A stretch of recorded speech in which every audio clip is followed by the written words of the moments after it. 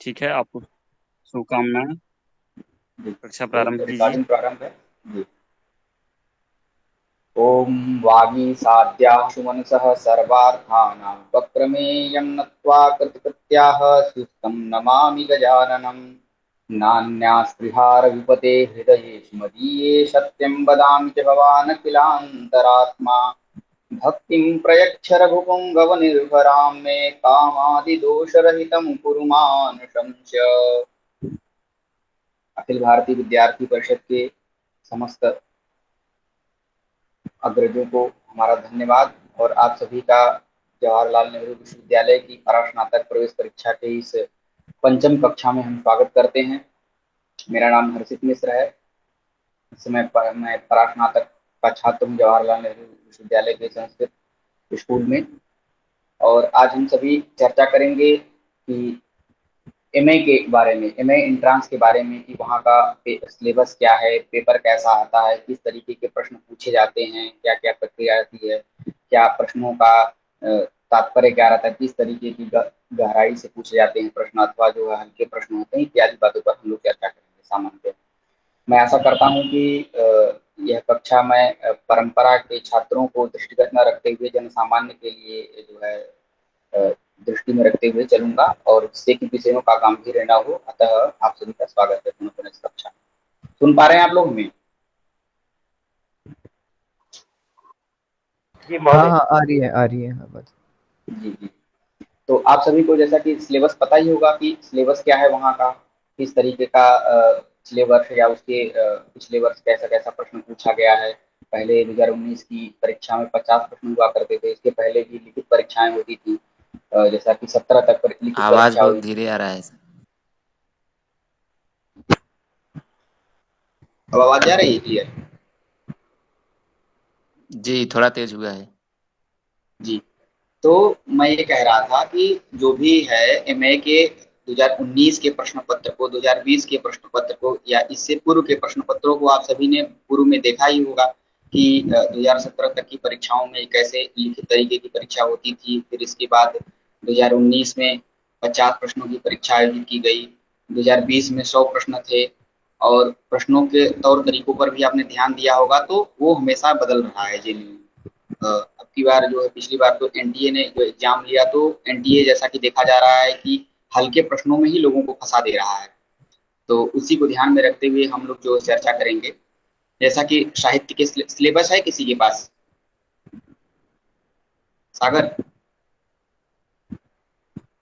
हाँ सिलेबस हो है, तो पर जरा वो प्रेजेंट फोन में कीजिए। जी जी, हम बस एक मिनट प्रेजेंट करते हैं। है।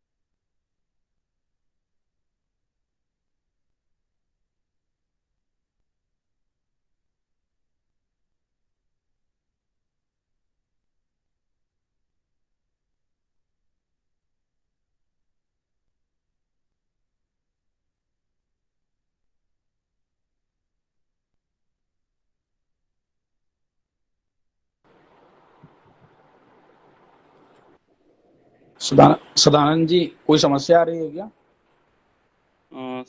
शायद हर्षित जी के अकाउंट मतलब उन पे ही कोई समस्या आ रही है, वो शायद लेफ्ट कर गए हैं। पाठ्य लग रहा है उनकी आवाज नहीं आ रही थी, कारण क्या था? वैसे यहाँ तो आवाज सही आ रही है। अच्छा। हाँ, मुझे भी सही आ रही थी। अच्छा, क्या किसी को आवाज नहीं आ रही थी? कोई है ऐसा जिसको आवाज नहीं आ रही थी? हाँ हाँ, मुझे भी आवाज बहुत स्लो आ रही थी, एकदम धीरे। हाँ, मुझे लग रहा था कि आवाज बहुत कम आ रही थी। कट कट के आ रही थी आवाज, उनकी नेटवर्क कमजोर था। हम्म। क्या वो ज्वाइन नहीं कर पा रहे? दिक्कत क्या हो रही है अब? वो आ रहे हैं जी, आ रहे हैं, 1 मिनट बस। मैं अच्छा। संपर्क करता हूँ तब तक।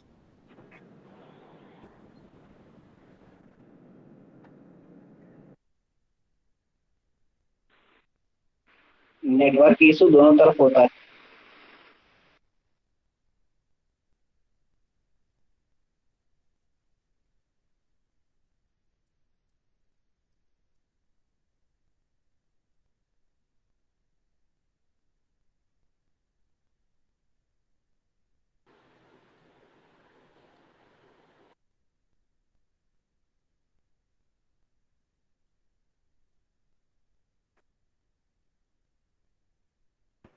हेलो,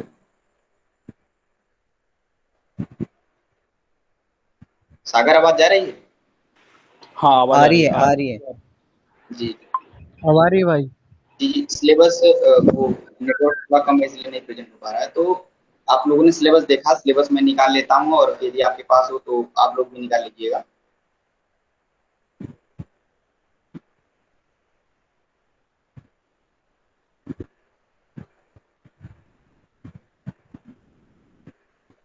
जी, जैसा कि हम हाँ,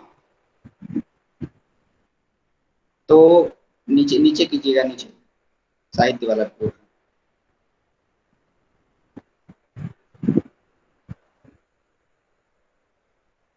जी बस। जी, तो सभी को दिखाई पड़ रहा है स्क्रीन? हाँ हाँ, दिख रहा है।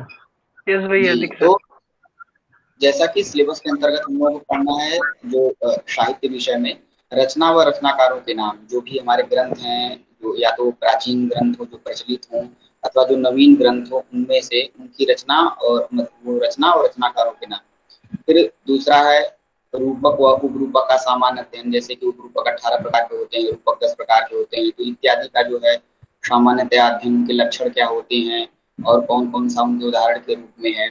ऐसे ही फिर नाट्य वृत्तियों का सामान्य अध्ययन हमें करना है, नाट्य की कितनी वृत्तियां होती हैं और उनका वर्णन कहाँ कहाँ आया है, तो इनका हमें जो है इसके अंतर्गत अध्ययन करना है सामान्यतया।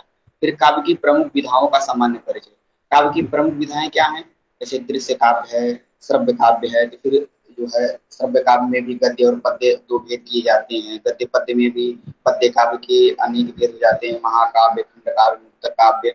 गद्य काव्य के भी कथा और आख्यायिका इत्यादि भेद हो जाते हैं। दृश्य काव्य में भी तमाम है। तो इन सारी चीजों का जो है हमें सामान्य अध्ययन करना है। फिर इसके बाद हमें आता है काव्य प्रकार। जैसा कि आप लोग जानते हैं कि जो हमारा आज का विषय है उसमें काव्य और काव्य शास्त्र दोनों विषयों का जो है समावेश है। तो काव्य शास्त्र के अंतर्गत काव्य प्रकाश का अध्ययन हमें करना है। काव्य प्रकाश में भी द्वितीय और तृतीय उल्लास, प्रथम और द्वितीय उल्लास।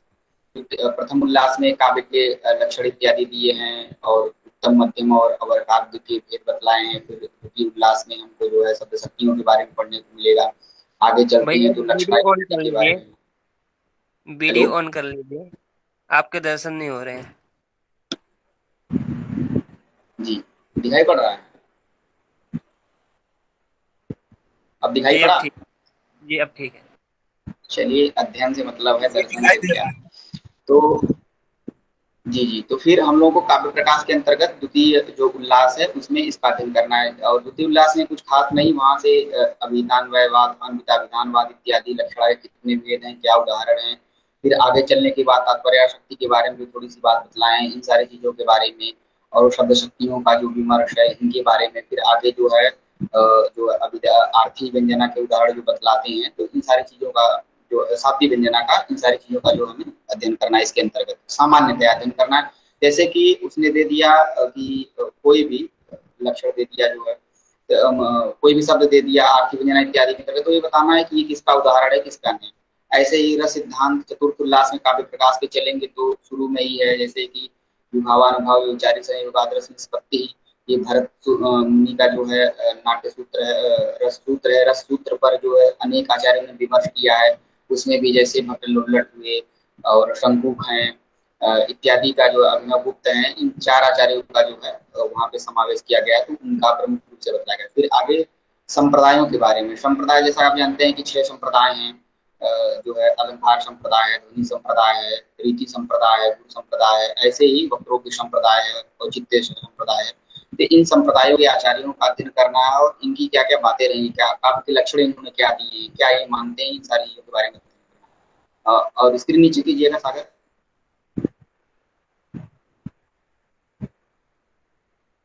कह रहे? नीचे कीजिए और आगे बढ़ाइए जी। फिर हम इसी क्रम में काव्य प्रकाश जो काव्य शास्त्र का ग्रंथ है, इसी क्रम में हमें साहित्य दर्पण का भी सामान्य अध्ययन करना है। साहित्य दर्पण में प्रथम, द्वितीय व तृतीय परिच्छेद का जो है रस पर्यंत, तृतीय परिच्छेद के आदि में ही रस की चर्चा है, तो उस तक जो है हमको अध्ययन करना है। सामान्य अध्ययन नहीं करना। सामान्य अध्ययन का अर्थ क्या है कि हम ये जानते रहे कोई लक्षण आ गया या क्या कहना चाहते हैं, इसका क्या होगा, बहुत डीपली नहीं कि इस पर क्या विचार किया गया, काव्य शास्त्र में किसने क्या आक्षेप किया, ये सारी चीजें नहीं, सामान्य रूप से।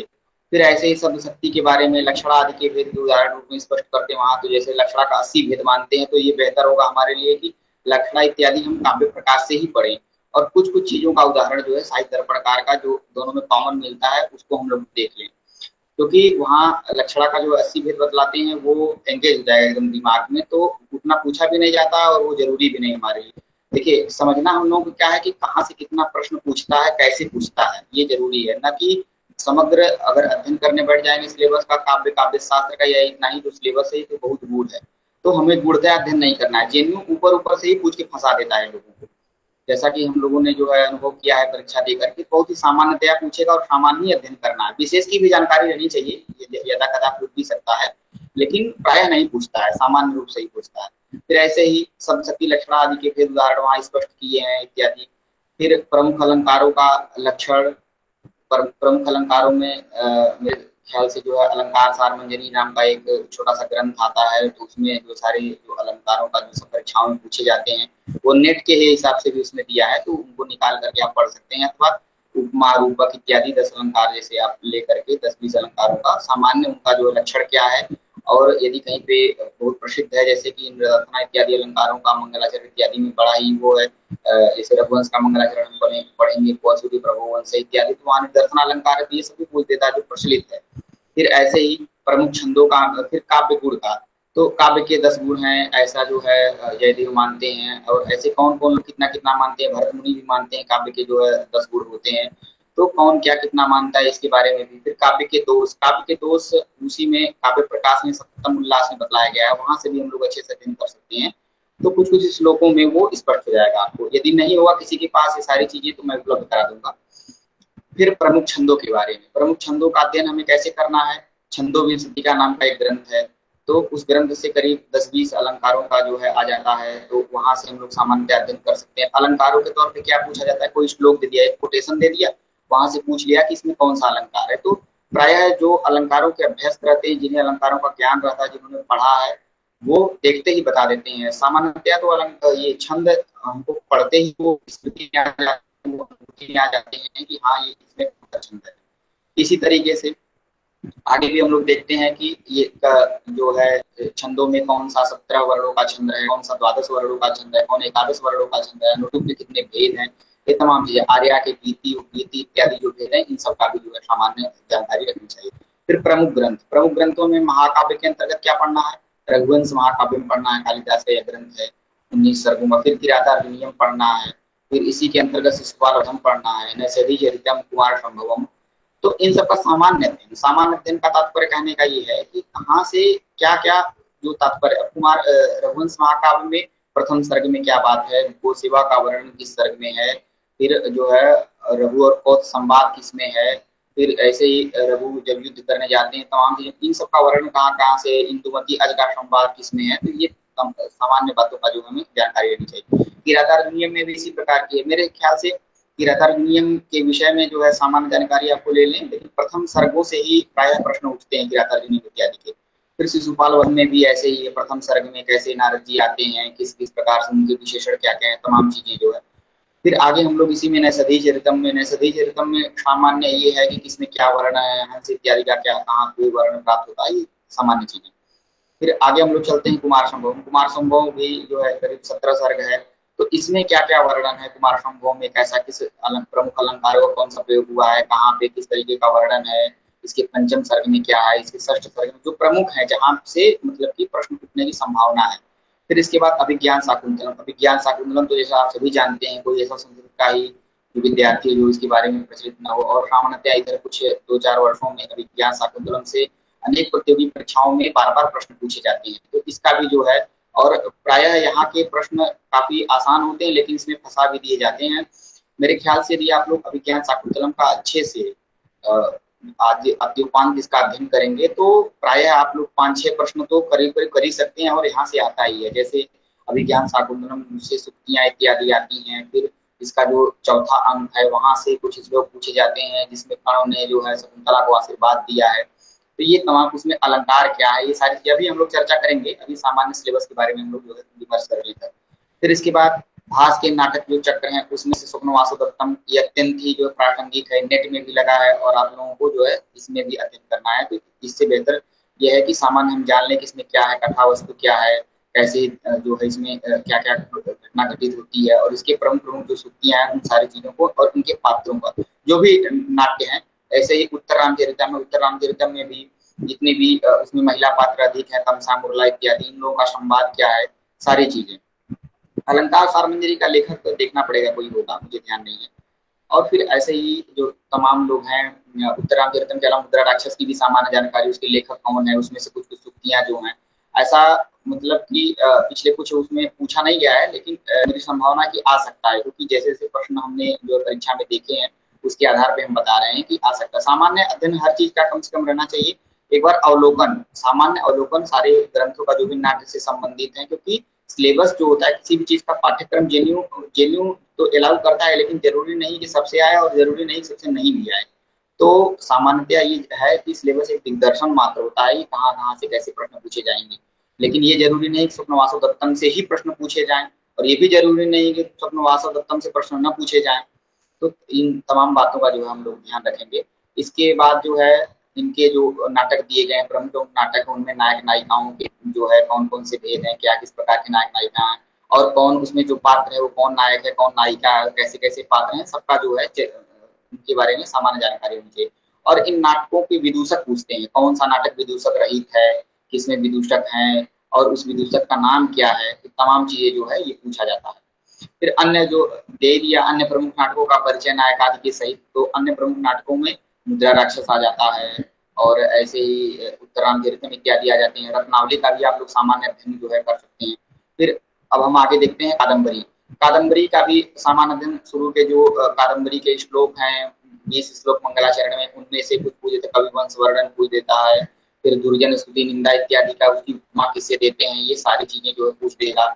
फिर मेघदूत में भी सामान्य पूर्व मेघ उत्तर मेघ पूर्व मेघ में पूछ देगा कि जो है वो कहाँ से मार्ग टेढ़ा हो जाता है मेघ का, इस तरीके से प्रश्न पूछ सकता है। फिर उसको जाना कहाँ से मेघ की यात्रा प्रारंभ होती है, कहाँ किस पर्यंत होती है, और वो किस पर्वत श्रृंखला में रहता है, अलकापुरी किस पर्वत श्रृंखला में है, ये तमाम चीजें पूछ सकता है। फिर नीति शतक में सुक्तियां प्रसिद्ध हैं, उसमें से भी आप देख लीजिएगा, जैसे कि इसमें भी दुर्जन स्तुति दुर्जन निंदा इत्यादि की गई है, सज्जन स्तुति की गई है, फिर मूर्खों के बारे में बतलाया गया है, तमाम चीजें। तो इन सारी चीजों का हितोपदेश इत्यादि से सुक्तियां पूछता है और कुछ नहीं। और ऐसे ही पंचतंत्र इत्यादि से भी, तो पंचतंत्र इत्यादि को नहीं देखना, हितोपदेश इत्यादि में सामान्य हमको जो ज्ञान हो जाता है। फिर हितोपदेश नीति शतक से भी ऐसे ही सुक्तियों का, क्योंकि नीति शतक में प्राय ही सुक्तियों का जो है संकलन है, तो उसको भी हम लोग देख लेना है। फिर संपूर्ण साहित्य में प्राप्त जो विशेष सुक्तियां हैं उनका भी जो है उनको विशेष अध्ययन करना, जो भी यत्र कुत्रापि जो सुक्तियां हैं उनका भी विशेष अध्ययन करना। ठीक है, तो हम लोग जो है इस पे आते हैं। मैं स्क्रीन तो हमारे प्रेजेंट नहीं हो रही है क्योंकि मेरे पास पीपीटी था, तो उसके माध्यम से हम आपको बता पाते कि क्या क्या चीज आएंगी, सारी चीजें। तो सागर मैं आपको मेल करूँ, खोल देंगे आप? हाँ करो तो ऑरेंज कलर की टाइल ही नहीं है इसमें। टेलीग्राम पे भेज दो। नहीं वो तो टाइम टेबल है। यहाँ परंपरा से कितने लोग पढ़े हुए हैं?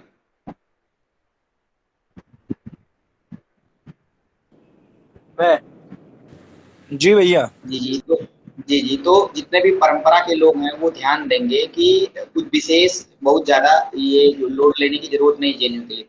सामान्य जो भी ग्रंथ आपने पढ़ा है उसका अवलोकन कीजिए, काव्य प्रकाश इत्यादि से कहाँ से कैसे प्रश्न पूछते हैं। सामान्य ही पूछेगा प्रश्न, आपको बहुत डीपली वो प्रश्न नहीं पूछते हैं लोग, तो उसका भी जो है कम से कम ध्यान रखना चाहिए। और फिर इसी प्रकार से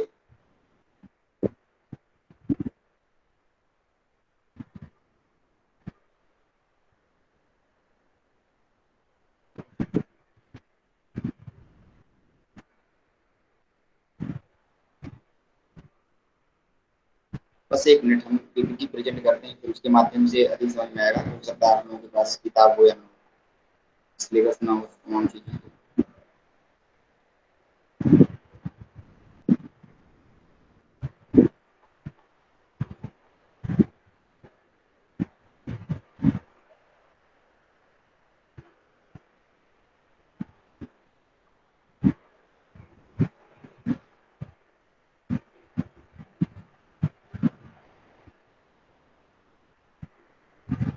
सागर हमने व्हाट्सएप किया, तो देखिए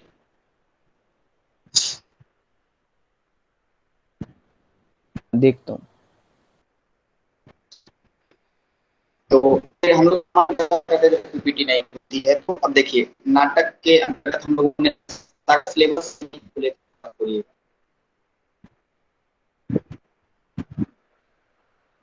हम लोगों ने चर्चा किया था रचना और रचनाकारों के बारे में, और उसमें हम लोग पहले चर्चा करते हैं जो भी काव्य के भेद, कितने भेद हैं, क्या हैं, तमाम चीजों के बारे में। तो नाटक के बारे में हम लोग पहले देखते हैं, नाटक का लक्षण क्या है। तो नाटक के लक्षण के बारे में सभी लोगों ने पढ़ा होगा। साहित्य प्रकार इसका लक्षण करते हैं। नाटकम ख्यात वृत्तम स्यात् पंच संधि समन्वितम विलास धर्यादि गुणवत् युक्तम नाना विभूति भी सुख दुख समुद्भूति नाना रस निरंतरम इत्यादि। फिर आगे बताते हैं पंचाधिका दस्त्रांका परिकीर्तिता। तो जो 5 अंकों का नाटक होता है, ये जो है सबसे नाटक में कम से कम 5 अंक, और उत्तम 5 से अधिक जितने भी अंक होते हैं तो उत्तम नाटक माना जाता है। जैसे विज्ञान शाकुंतलम में आपने देखा होगा कि 7 अंक लगभग, उत्तरांचल इत्यादि में भी 7 अंक। फिर ऐसे ही करके फिर वहाँ का नायक कैसा होना चाहिए नाटक में, फिर बताते हैं प्रख्यात वंशो राजर्षि धीरोदात्त प्रतापवान। फिर नीचे कीजिएगा सागर, नीचे कीजिए।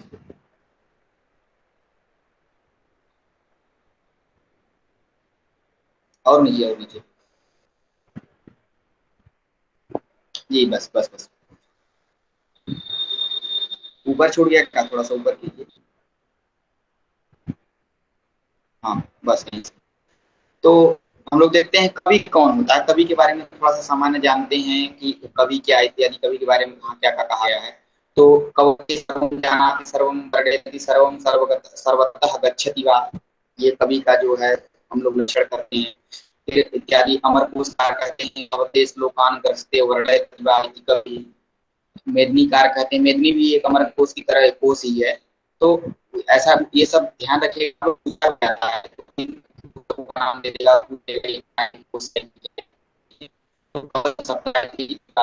ये जो है आपकी बहुत ज्यादा आवाज कट रही है।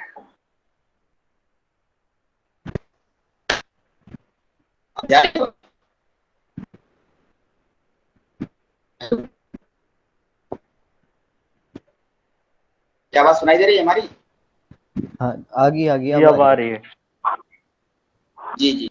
तो सागर नीचे करते, नीचे कीजिए। और जैसा कि हम लोग जानते हैं कवि शब्द कैसे बनता है, कु शब्दे धातु है, इससे जो है कौ शब्द इत्यादि करके बनता है। तो सामान्य इसमें हमें क्या रखना है ध्यान, कु शब्द जो है कवि शब्द में प्रत्यय कौन सा है, ये सारी चीजें। फिर नीचे कीजिए सागर। और फिर अभी कवि के वैशिष्ट के बारे में हम लोग चर्चा करते हैं, कवि का वैशिष्ट क्या है। तो अग्नि पुराणकार पहले कहते हैं, और अग्नि पुराण आ गया तो इससे संबंधित आप लोग ध्यान रखिएगा। काव्य का तत्व प्रथम किस पुराण में पाया जाता है, तो अग्नि पुराण में ही पाया जाता है।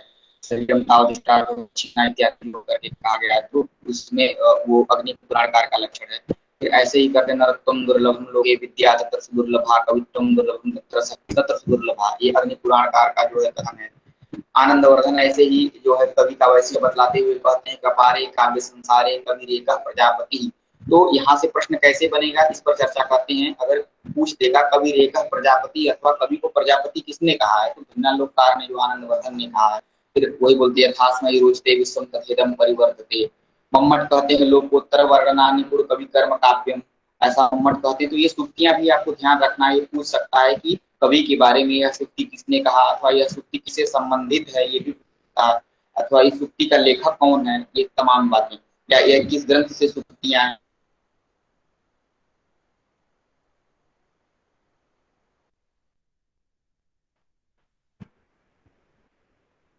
और इसको आगे कीजिएगा सारा।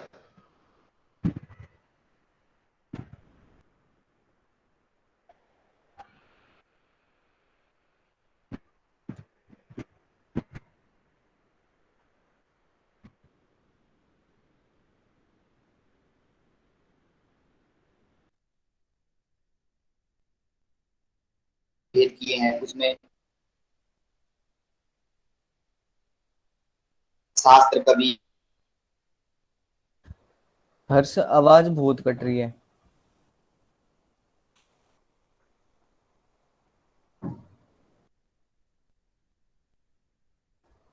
एक बार लैफ्ट होके फिर ज्वाइन करो।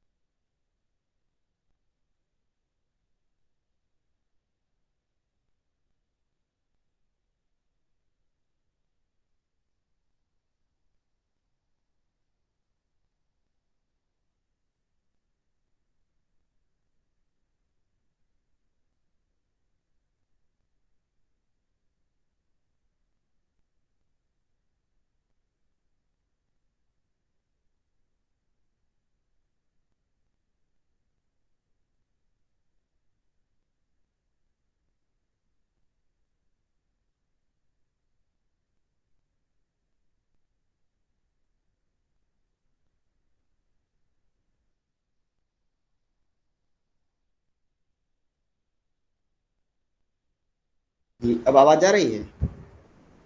हाँ, अब आ रही है। जी हो गया, दूसरे फोन से जो है वो हुआ कनेक्ट। तो इन तमाम बातों के बारे में जो है हम लोग जो बता रहे थे। सागर आप स्क्रीन प्रेजेंट की रही हो। अब देखिए आगे इसी में बतलाते हैं, कि किम नाम काव्यम, काव्य किसे कहते हैं। तो बताते हैं संस्कृत काव्य शास्त्रे काव्य से लक्षणम शब्दार्थ सहित काव्यम इति, काव्य अलंकार सूत्रकार कहते हैं। भामह इत्यादि से आरंभ हुआ है। फिर किसी ने कहा कि रमणीय अर्थ प्रतिपादक शब्द काव्यम इति, पंडित राज जगन्नाथ का जो है हर्ष गंगाधर का ये लक्षण है। फिर आगे बढ़ाइएगा सागर।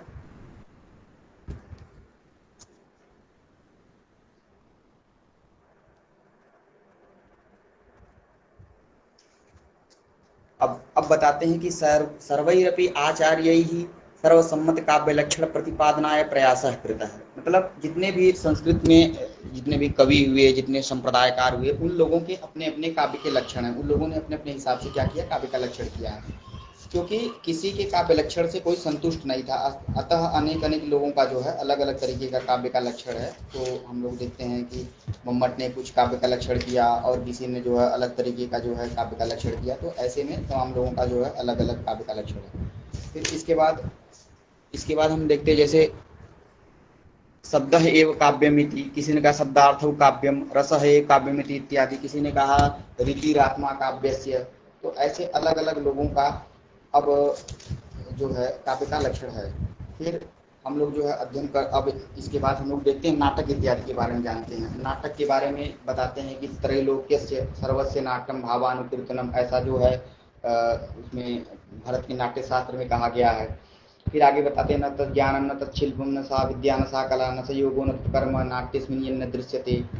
अब नाट्य की जो विषय वस्तु है, कहाँ से क्या लिया जाता है इत्यादि के बारे में चर्चा कर रहे हैं। तो उसमें बताते हैं कि यहाँ से प्रश्न देखिए आते हैं। यहाँ से बताते हैं कि जग्राह पाठ्यम ऋग्वेदात् साम्यभ्यो गीतमेव च यजुर्वेदात् अभिनयान् रसान् अथर्वणादपि।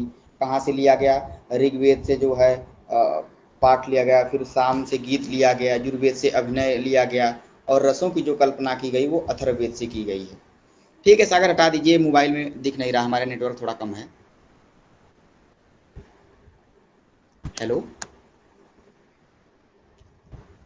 फिर इसके बाद हम लोग देखते हैं कि जैसा कि कुछ लोगों का मत है, जो पाश्चात्य विद्वान हैं, वेबर इत्यादि का मत है, वो लोग कहते हैं कि जो ये नाट्य है या नाट्य की जो कला है ये भारत के बाहर से आई है, भारत ने कहीं से अनुकरण किया है, लेकिन ऐसा नहीं है। प्रायः वो तो, लोग प्रायः परीक्षाओं में तो दे देते हैं, पूछ लेते हैं, लेकिन ऐसा नहीं है। तमाम क्योंकि ये सर्वजन संवेद्य, सभी लोग जानते हैं कि ये सारी चीज़ें, क्योंकि भारत में पहले से ही जो है विद्या की प्रभुता रही है, विद्या के रूप से बहुत ही जो है भारत अग्रगण्य रहा है। तो इसके माने में अब जैसे कि उसी में दो मत हो जाते हैं। ये परीक्षाओं में भी पूछा है, ये बताते हैं कि मैक्सवेल इत्यादि क्या मानते हैं। तो मैक्सवेल इत्यादि जो मानते हैं कि ये जो है भारत से है, पीसेल हैं, मैकडोनाल्ड हैं इत्यादि जो है, ये क्या मानते हैं, नाट्य इत्यादि की देन किसकी है, भारतवर्ष की देन। फिर ऐसे ही हम लोग आगे देखते हैं कि कालिदास के बारे में जानते हैं। अभिज्ञान शाकुंतलम के रचनाकार हैं, पहला नाटक वही है। अभिज्ञान शाकुंतलम के बारे में भी हम लोग चर्चा करेंगे। तो कालिदास के बारे में जानते हैं। कालिदास का जन्म स्थान क्या है? तो कालिदास का जन्म स्थान के बारे में भी है, किसी ने कहा कि वो जो है उज्जैन के रहने वाले हैं, और तमाम लोग कहते हैं। लेकिन जैसा कि उनका वर्णन है काव्यों में, जिस तरीके का कालिदास वर्णन करते हैं, रघुवंश महाकाव्य में भी जो दिलीप है वो गोसेवा इत्यादि का वर्णन चराने जाते हैं, वो कहाँ, हिमालय के तराई क्षेत्रों में। फिर कुमार संभव का भी उन्होंने वर्णन किया, कुमार संभव भी उन्होंने लिखा, तो वहाँ पे हिमालय से संबंधित पार्वती जी का, कार्तिकेय जी का वर्णन है। मेघदूत का भी उन्होंने वर्णन किया। तो हिमालय का जिस प्रकार का सजीव चित्रण है, इससे कालिदास इत्यादि का जो है वो ये समझ में आता है कि वो कहाँ के, हिमालय के तराई क्षेत्रों में ही जन्मे। वो बेशक उनकी कर्मस्थली क्या रही, उज्जैन रही, और इनको ये प्रथम शताब्दी के आचार्य हैं कालिदास। और इनके जो विक्रमादित्य का दरबारी कवि भी कुछ लोग मानते हैं कि उनके नवरत्नों में एक थे महादेव कालिदास। फिर जैसा कि देता ही है गंतव्याति वस्त्र नाम यक्षेश्वराणाम इत्यादि करके, तो उससे भी ये पता चलता है कि हाँ कालिदास जो है उज्जैन वो उनका जो है हिमालय, क्योंकि व्यक्ति की जन्मभूमि से अत्यंत ही जो है उसका प्रेम परिलक्षित होता है। तो कालिदास का भी अपनी जन्मभूमि हिमालय इत्यादि से जो प्रेम रहा है। तो कालिदास का प्राय ये विवादित है कि कहाँ के हैं, लेकिन उज्जैन कुछ लोग मानते हैं, कुछ लोग हिमालय इत्यादि का तराई क्षेत्र मानते हैं। फिर अब हम लोग देखते हैं क्या है अभिज्ञान शाकुंतलम। अभिज्ञान शाकुंतलम के बारे में चर्चा करते हैं कि यहाँ से क्या प्रश्न आता है, कैसे। तो अभिज्ञान शाकुंतलम के शुरू में ही जो तमाम चीजें दी गई हैं उनके नायकों के बारे में। अभिज्ञान शाकुंतलम का नायक क्या है, इसका विश्वम्भर कहाँ से कहाँ है, इसमें नांदी किस प्रकार की है, भरतवाक्य क्या है इसका, यहाँ से प्रश्न पूछता है अभिज्ञान शाकुंतलम। फिर ऐसे ही जो है यहाँ इसके पात्रों के बारे में प्रश्न पूछता है कि कितने पात्र हैं। तो प्रायः इसमें करीब 25 पुरुष पात्र हैं और 12-13 महिला पात्र हैं। इनके पात्रों के बारे में पूछता है कि कौन क्या रहा है। तो जैसे इसमें जो है जो हारित रहता है वो किसका शिष्य है।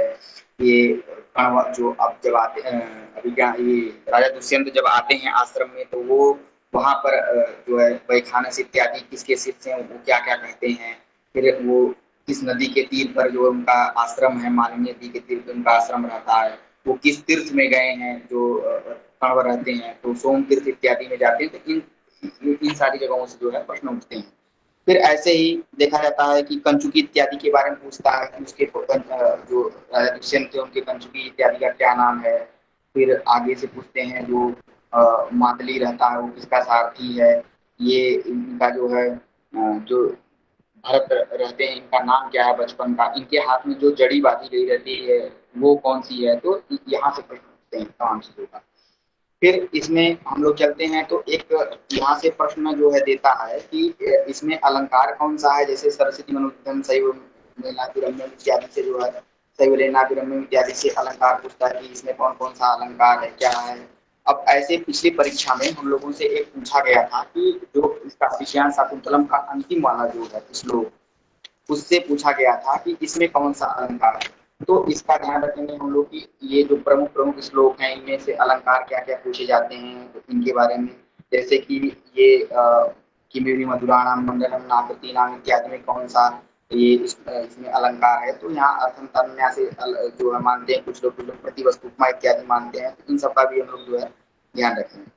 फिर ऐसे में ही आगे का जो उपमा अलंकार का पूछा था इसमें पिछले परीक्षा में, तो अलंकारों का भी हम लोग ध्यान रखेंगे। फिर इन सारी चीजों को छोड़ करके हम लोग चलते हैं चतुर्थ अंक में। चतुर्थ अंक में क्या होता है कि वहां से चतुर्थ अंक से ये पूछता है कि ये प्रमुख प्रमुख इसमें जो श्लोक है उनमें कौन कौन सा अलंकार है, विस्कंभक कहाँ पाया जाता है। किसी को पता है अभिज्ञान शाकुंतलम में विस्कंभक कहाँ पाया जाता है? चौथे के प्रारंभ में। जी बिल्कुल, चौथे के प्रारंभ में। और ऐसे ही निर्वहन संधि कहाँ पाई जाती है अभिज्ञान शाकुंतलम में?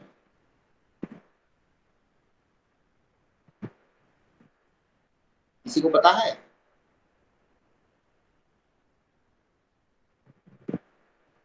ये पता है ना कि नाटकों में संधियां होती हैं, पंच संधि समन्वितम, अभी हम लोगों ने पढ़ा। तो 5 संधियों से जो युक्त होता है नाटक, उसमें अभिज्ञान शाकुंतलम में लास्ट में जो है निर्वाण संधि पाई जाती है सप्तम में। तो सप्तम में हम लोग देखते हैं कि वहां जो है निर्वाण संधि, जैसे पंच संधियां हैं, मुख है, प्रतिमुख है, गर्भ संधि है, विमर्श है, निर्वाण इत्यादि है। ऐसे में ही देखा जाता है कि एक श्लोक है, जब आप लोग 10 रूपक इत्यादि पढ़ेंगे, उसमें दिया बीज बिंदु पताका अक्षय प्रकरी कार्य लक्षणा, तो इसमें से बीज और आरंभ को मिला करके मुख संधि का निर्माण होता है। तो ये पूछता है वहां से कि मान लीजिए कि मुख संधि किन किन दो जो है कार्य अवस्थाओं के योग से बनी हुई है, तो वो बीज और आरंभ के योग से बनी हुई है। प्रतिमुख संधि किन के योग से बनी हुई है, तो बिंदु और यत्न के योग से बनी हुई है। इसमें गर्भ संधि इत्यादि, तो गर्भ संधि तो जो है कुछ कुछ संधियां इसमें नहीं है, लेकिन प्राय जो प्रचलित है वो वहां से प्रश्न पूछ देता है। फिर शाकुंतलम में रस देखा जाता है, कौन कौन सा शाकुंतलम में रस है। तो कभी हम लोग पढ़े पीछे की एक अंगी रस होता है, बाकी सब जो है अंग रस है। तो अंगी रस अभिज्ञान शाकुंतलम में श्रृंगार रस है। यद्यपि यत्र तत्र तमाम चीजें देखने को मिल जाती, अन्य रस भी मिलते हैं, लेकिन इसमें से श्रृंगार रस जो है प्रमुख है। फिर उसका अभिज्ञान शाकुंतलम के विषय में बताते हैं कि जो भी इसमें अभिज्ञान शाकुंतलम के बारे में किस किस प्रकार का, जैसे मान लीजिए बहुवल्लभा राजाना सुलेंदे इत्यादि, ये किस अर्थ के लिए आए, तो ये बहुविवाह इत्यादि की प्रथा का भी इसमें वर्णन मिलता है। फिर जो अभिज्ञान शाकुंतलम में दुष्यंत और शकुंतला का जो विवाह हुआ है वो कैसा विवाह है, वो गांधर्व विवाह है। तो उसमें जो है मनुस्मृति में बताया गया है कौन कौन से विवाह उत्तम होते हैं। तो इसी से संबंधित पूछ भी सकता है कि मनुस्मृति में जो लिखित विवाह के 8 प्रकार हैं, उनमें से किस प्रकार का विवाह जो है यहाँ पे अभिज्ञान शाकुंतलम में प्रदर्शित है। तो गांधर्व विवाह इत्यादि। फिर इसीलिए कुलपति किसे कहते हैं, कुलपति इत्यादि का भी लक्षण पूछ देगा वहां से, कैसे कुलपति का लक्षण क्या है। तो मुनि नाम 10 सहस्रम युन्नपानादि पोषणात् अध्यापयति सवै कुलपति स्मृतः, ये लक्षण इत्यादि कहाँ से हैं। फिर सूत्रधार के बारे में पूछता है, सूत्रधार क्या, विदूषक क्या है, कंचुकी क्या है, इन सारी चीजों के बारे में पूछता है।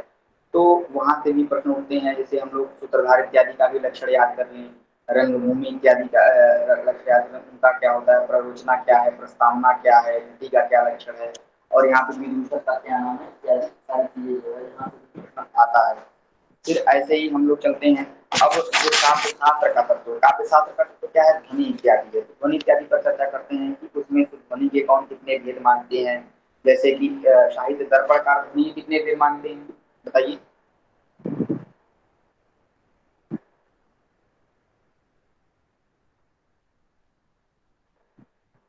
हेलो, ये आप लोग देख लीजिएगा जी। साहित्य दर्पणकार ध्वनि के 18 वेद मानते हैं। ऐसे ही अग्निगुप्त ध्वनि के 35 वेद मानते हैं। मम्मट के 51 वेद मानते हैं। देखिए हम लोग चर्चा कर रहे हैं, बस यहाँ से क्या कैसा प्रश्न आता है, क्योंकि काव्य और काव्य शास्त्र एक दिन में पढ़ाया नहीं जा सकता है। इसमें से हम क्या पढ़ाएंगे, मान लीजिए हम अभिज्ञान शाकुंतलम नाटक इत्यादि है, इनको तो आप लोग स्वतः ही पढ़ सकते हैं।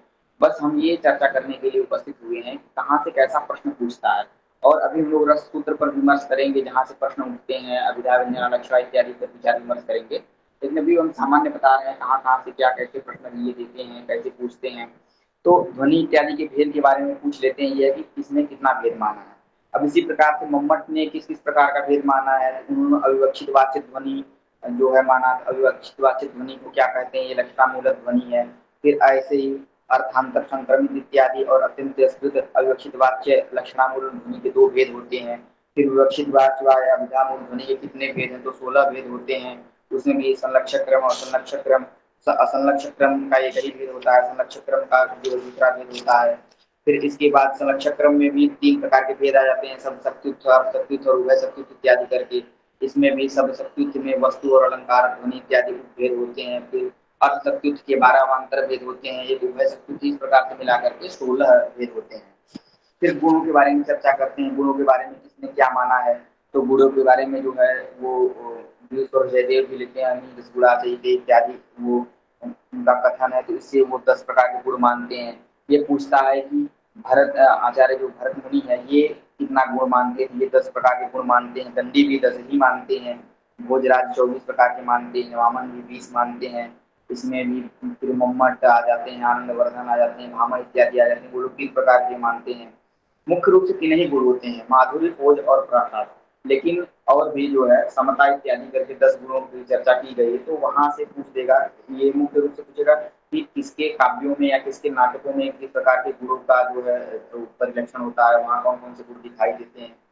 फिर जो है सर्वप्रथम वृत्ति इत्यादि के बारे में क्या है चर्चा की गई, यहाँ पे कैसे कैसे। तो वृत्ति इत्यादि के बारे में नाट्य शास्त्र में बताया गया है। नाट्य शास्त्र फिर भारतीय काव्य शास्त्र में मुख्य रूप से 3 ही वृत्तियां मानी गई हैं, जो भी सिलेबस में दिया था कि परुषार वृत्ति मानी जाती, कोमला और नागरिक वृत्ति मानी जाती। फिर दोषों के बारे में हम लोग चर्चा करेंगे। दोष क्या है, तो लोग काव्य प्रकाश से आप लोग पढ़ लीजिएगा, दोष जो सप्तम विलास में किया गया है वहां से कुछ कुछ चीजें, जिनको जो उपलब्ध नहीं होगा वो मैं बाद में उपलब्ध करा सकता हूँ। अभी तो बस हम सामान्य की चर्चा कर रहे हैं, कहाँ से क्या कैसे पूछता है। फिर दोषों से कैसा प्रश्न पूछेगा, दोष से पूछ देगा कि जो अर्थ दोष कितने प्रकार के होते हैं, वाक्य दोष कितने होते हैं, समास दोष कितने होते हैं, और दोषों को किसने कितना माना है। फिर ऐसे ही दंडी ने कितना माना है, तो दंडी ने 10 माना है, वामन ने 20 माना है, विश्वनाथ तो अधिक करनी वो 70 मानते हैं। तो इनके हिसाब से कितना कितना। फिर काव्य के हेतु कौन क्या मानता है, जैसे कि काव्य के हेतु के बारे में फिर दंडी कितने मानते हैं, दंडी 3 मानते हैं। दंडी के हिसाब से नैसर्गिक प्रतिभा और निर्मल शास्त्र ज्ञान, अमंद अभियोग, अर्थात अभ्यास, ये सब क्या होते हैं काव्य के गुण, मतलब काव्य के हेतु होते हैं काव्य। फिर ऐसे ही फिर रुद्रक और कुंतक भी 3 मानते हैं। ये यहाँ से पूछ देता है कि कौन क्या मानता है, कौन पृथक मानता है। तो शक्ति को भी ये लोग पृथक मानते हैं। और व्युत्पत्ति, अभ्यास, अभ्यास तो कॉमन हो गया सबका लगभग जो है, लेकिन ये व्युत्पत्ति और शक्ति को भी मानते हैं, कौन, रुद्रक और कुंतक। फिर वामन भी वो लोक को मानते हैं, विद्या और प्रकृति को मानते हैं। फिर भामा, ऐसा पूछा जाता है कि प्रतिभा को किसने जो है काव्य का हेतु माना, ये पृथक पूछता है प्रश्न। तो प्रतिभा को काव्य का हेतु जो है किसने माना है, तो ये भामा भी मानते हैं और हेमचंद्र सूरी भी मानते हैं। तो सर्वप्रथम हेमचंद्र सूरी ही मानते हैं। फिर हम लोग चर्चा करते हैं जो है लक्षणा इत्यादि के बारे में। लक्षणा के बारे में कौन क्या कहता है, तो काव्य प्रकाश इत्यादि में लक्षणा, गंगायाम घोषा इत्यादि में क्या कौन किसका उदाहरण है। और फिर इसके बाद रूढ़ी क्या है, प्रयोजनवती लक्षणा क्या है, शुद्धा क्या है। तो इन सारी चीजों का जो है हम लोग वहां से देख लेंगे विशेष। अब इसमें ये देता है कौन कितनी प्रकार की लक्षणा इत्यादि मानता है। तो कुल लक्षणा के 12 भेद हो जाते हैं। लक्षणा 3 में षड्विधा करके ये काव्य प्रकाशकार मानते हैं। फिर ये जो ये प्रश्न पूछते हैं कि रूढ़ी लक्षणा का भेद क्या है, तो अभिधा कुछ इसको कहा जाता है। फिर विश्वनाथ ने लक्षणा के कितने भेद माने हैं, विश्वनाथ लक्षणा के 80 भेद मानते हैं। फिर भामा कैसे आचार्य हैं, वो क्या मानते हैं, तो ये ध्वनि को नहीं मानते हैं। और ध्वनि के विरोधी आचार्य को महिम भट्ट भी हैं, वक्रोक्ति जो है। फिर ये भामा के विषय में बहुत पूछा जाता है, अभाववादी आचार्य कहलाते हैं। फिर ऐसे ही रसों के बारे में कि उपमा इत्यादि के कौन कितना भेद मानता है, वक्रोक्ति के कितने भेद हैं, दीपक के, श्लेष के, हास्य के, रूपक के, इन सब के बारे में कौन किसका कितना भेद मानता है। ठीक है, अब हम लोग देखते हैं कि रस सूत्र के बारे में यहाँ से प्रश्न पूछता है। और अगर यदि आप किसी के पास काव्य प्रकाश हो तो थोड़ा देख लेगा, लेकिन हम लोग यहीं से चर्चा करते हैं।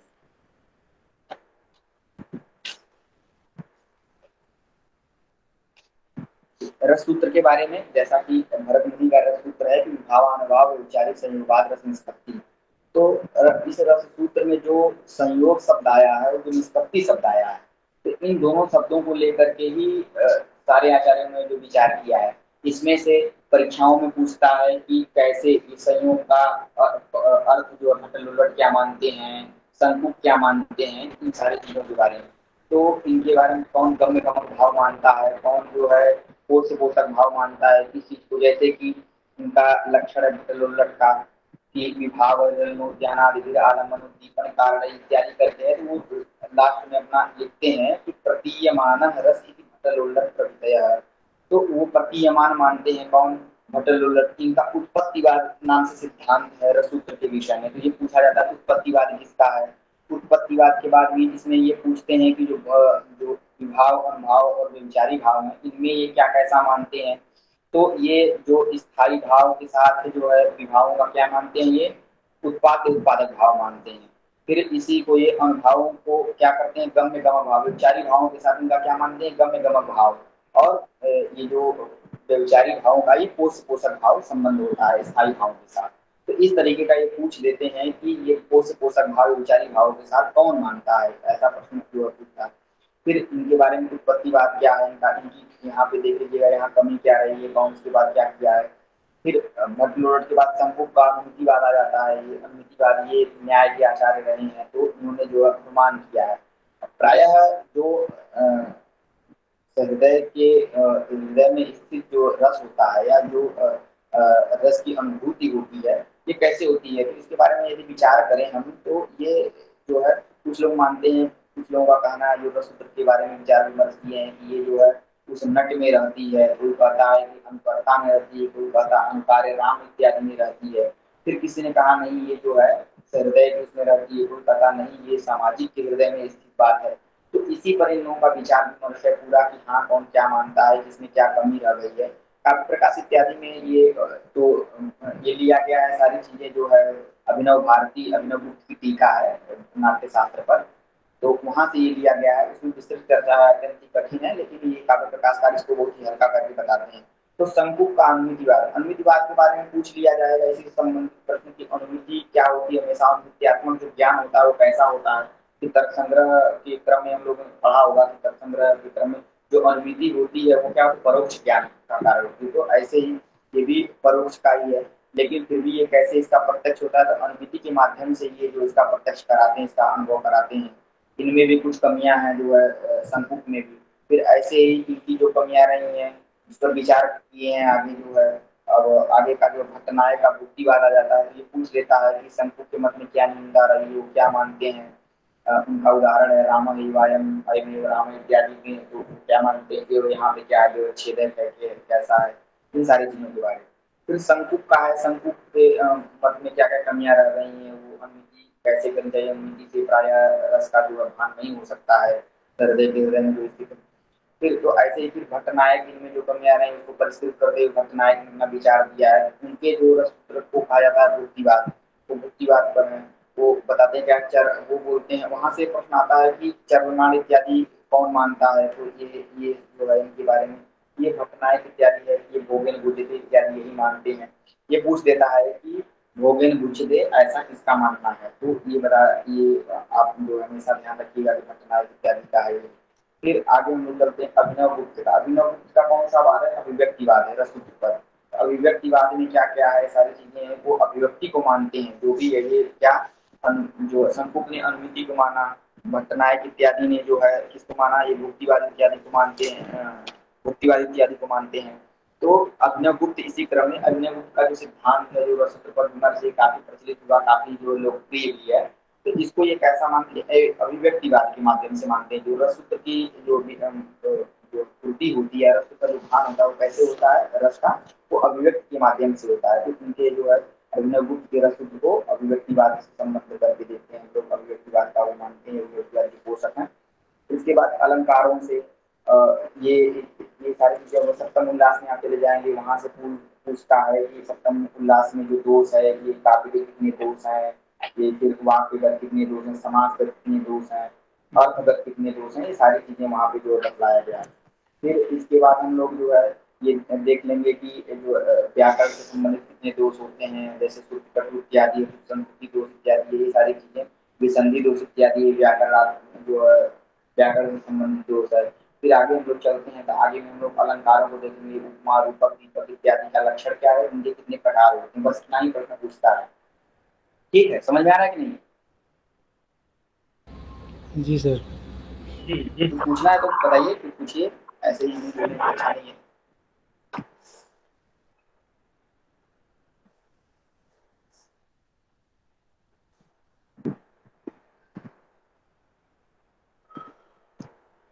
ठीक है, फिर हम लोग देखते हैं। अब देखिए प्रश्न पूछता है कहाँ से, रूपक इत्यादि से कैसा प्रश्न पूछता है। रूपक इत्यादि में हम लोग देखते हैं कि जो रूपक की विधा कितनी है। तो रूपक 10 प्रकार का होता है, जैसा कि आप लोगों ने सुना ही होगा, बहुत सारे जो है आचार्यों ने इसके बारे में जो है विचार विमर्श किया है कि रूपक क्या होता है। तो रूपक के कितने कितने प्रकार होते हैं, भाण इत्यादि होते हैं, फिर उसके बाद जो व्यायोग होता है, इन सबका लक्षण क्या क्या है। ठीक है, नाटकम प्रकरणम भाण व्यायोग समवकार दिमाग इहा वेदांत विद्या प्रहसनम की रूपकाणि 10 ये श्लोक है। तो इन सारी चीजों हम लोग देखिए ध्यान क्या रखना है, जहाँ पे संख्या है, जहाँ पे जिन जिन चीजों को गिनाया है तो प्रयास करना है वहां पर उससे संबंधित जो है संख्याओं का ज्ञान। अब एक श्लोक याद कर लिया, श्लोक में सारी चीजें सिमट गई। श्लोक के माध्यम से ही लक्षण इत्यादि क्या करते हैं, लक्षण साहित्य दर्पण का के हिसाब से आप लोग पढ़िएगा, अन्यथा एक पुस्तक आती है संस्कृत शास्त्र मंजूषा, उदय शंकर झा लेखक है।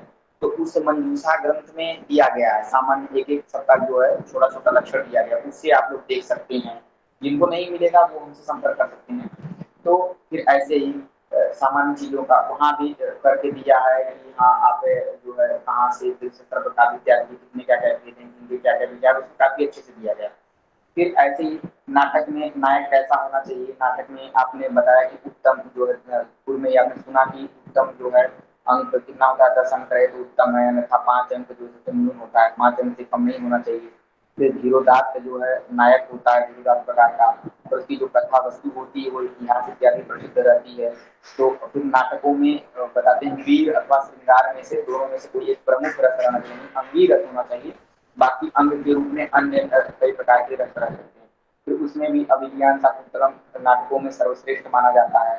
अभिज्ञान शाकुंतलम सर्वोत्तम गुणगणान ये इसको मानते हैं नाटक। फिर आता है दूसरे नंबर पर प्रकरण। प्रकरण में क्या होता है, प्रकरण का उदाहरण कौन सा है, वृक्ष कटिकम। वृक्ष कटिकम से सुक्तियां इत्यादि भी पूछता है। उसमें नायक नायिका को आप लोग देख लीजिएगा कौन इसके लेखक है वृक्ष कटिकम के, और उसमें प्रमुख जो पात्र कौन सा है, प्रमुख नायिका कौन सी, इन सारी चीजों को देख लीजिएगा। और प्रकरण का लक्षण क्या है, तो प्रकरण के लक्षण क्रम में हम लोग देखेंगे कि कम से कम इसमें जो है 10 प्रकरण होने चाहिए, 10 अंक होने चाहिए। फिर इसका नायक कैसा होता है, तो धीरज प्रशांत नायक होता है जो प्रकरण में रहता है। इसकी कथा वस्तु कैसी होनी चाहिए, तो लौकिक और कवि कल्पित होनी चाहिए जो है। फिर इसमें जो रस कैसा होता है, तो रस के विषय में चर्चा करते हुए कहते हैं कि प्रकरण में श्रृंगार रस होता है, जैसा कि सर्वश्रेष्ठ उदाहरण इसका है, उसमें श्रृंगार रस। तो उसका जो है नायक इसमें इत्यादि क्या करते हैं, मंत्री होता है नायक, या वैश्य होता है, ब्राह्मण इत्यादि नायक होते हैं इसके। फिर इसके बाद आता है भाण। भाण रूपक में जो हम लोग देखते हैं कि इसमें एक अंक पाया जाता है, और इसका जो विट मतलब धूर्त होता है, तो इसका जो नायक होता है वो धूर्त प्रकार का होगा। और ये कथा वस्तु कैसी होती है, कवि कल्पित होती है। इसमें श्रृंगार और वीर रसों की प्रमुखता होती है। फिर इसका सबसे उदाहरण है लीला मधुकरम, ये ध्रुव चरित्र से युक्त है लीला मधुकरम। इसका जो पूछ देगा लीला मधुकरम किसका जो उदाहरण है, इसमें से प्रकरण में, नाटक में, भाण में। तो आप लोग को ध्यान रहेगा तो भाण इत्यादि सर्वप्रसिद्ध चीजें बता रहे हैं कि हाँ किस चीज का क्या पूछता है, अन्य परीक्षाओं में भी आया हुआ है, नेट इत्यादि में भी आप उसके लिए भी ध्यान रख सकते हैं, उसमें भी पूछ देता है। फिर व्यायोग इत्यादि में कितने अंक हैं, तो इसमें भी एक ही अंक होता है। धीरोदात्त प्रकार का जो है नायक होता है। इसकी भी जो कथा वस्तु हो नाटक के ही प्रकार की है, इसमें इतिहास की कथा वस्तु होती है। और बस इसमें रस का अंत है, हास्य रस होगा, श्रृंगार रस होगा। फिर इसका उदाहरण क्या है, सौगंधिका हरणम। सौगंधिका हरणम इसका जो है उदाहरण है। सबसे अच्छा जो माना जाता है व्यायोग, वो सौगंधिका हरणम माना जाता है, जिसमें जो भी व्यायोग के सारे लक्षण घटित होते हैं। इसमें पुरुषों की अधिकता होती है, पुरुष पात्र अधिक रहते हैं इसमें। फिर आता है अन्य रूपक है समवकार। समवकार में 3 अंक होते हैं। इसमें जो है देवता अथवा मानव इत्यादि अनेक प्रकार के पात्र होते हैं, लगभग 12 पात्र होते हैं। इसकी भी कथा वस्तु नायक नाटक की तरह है, इतिहास प्रसिद्ध कथा वस्तु है। इसका रस जो वीर प्रकार का होता है, वीर रस होता है। और समुद्र मंथन नाम का समवकार सर्वप्रसिद्ध है, जिसमें समवकार के सारे लक्षण घटित होते हैं। और इसमें छंद इत्यादि जो गायत्री श्रुति इत्यादि का प्रयोग किया जाता है। फिर डिंग है एक रूपक का प्रकार, इसमें कम से कम 4 अंक होने चाहिए। और इसमें इसके नायक विविध प्रकार के होते हैं। इसकी कथा वस्तु ऐतिहासिक होती है, रौद्र रस होता है इसमें। त्रिपुरदान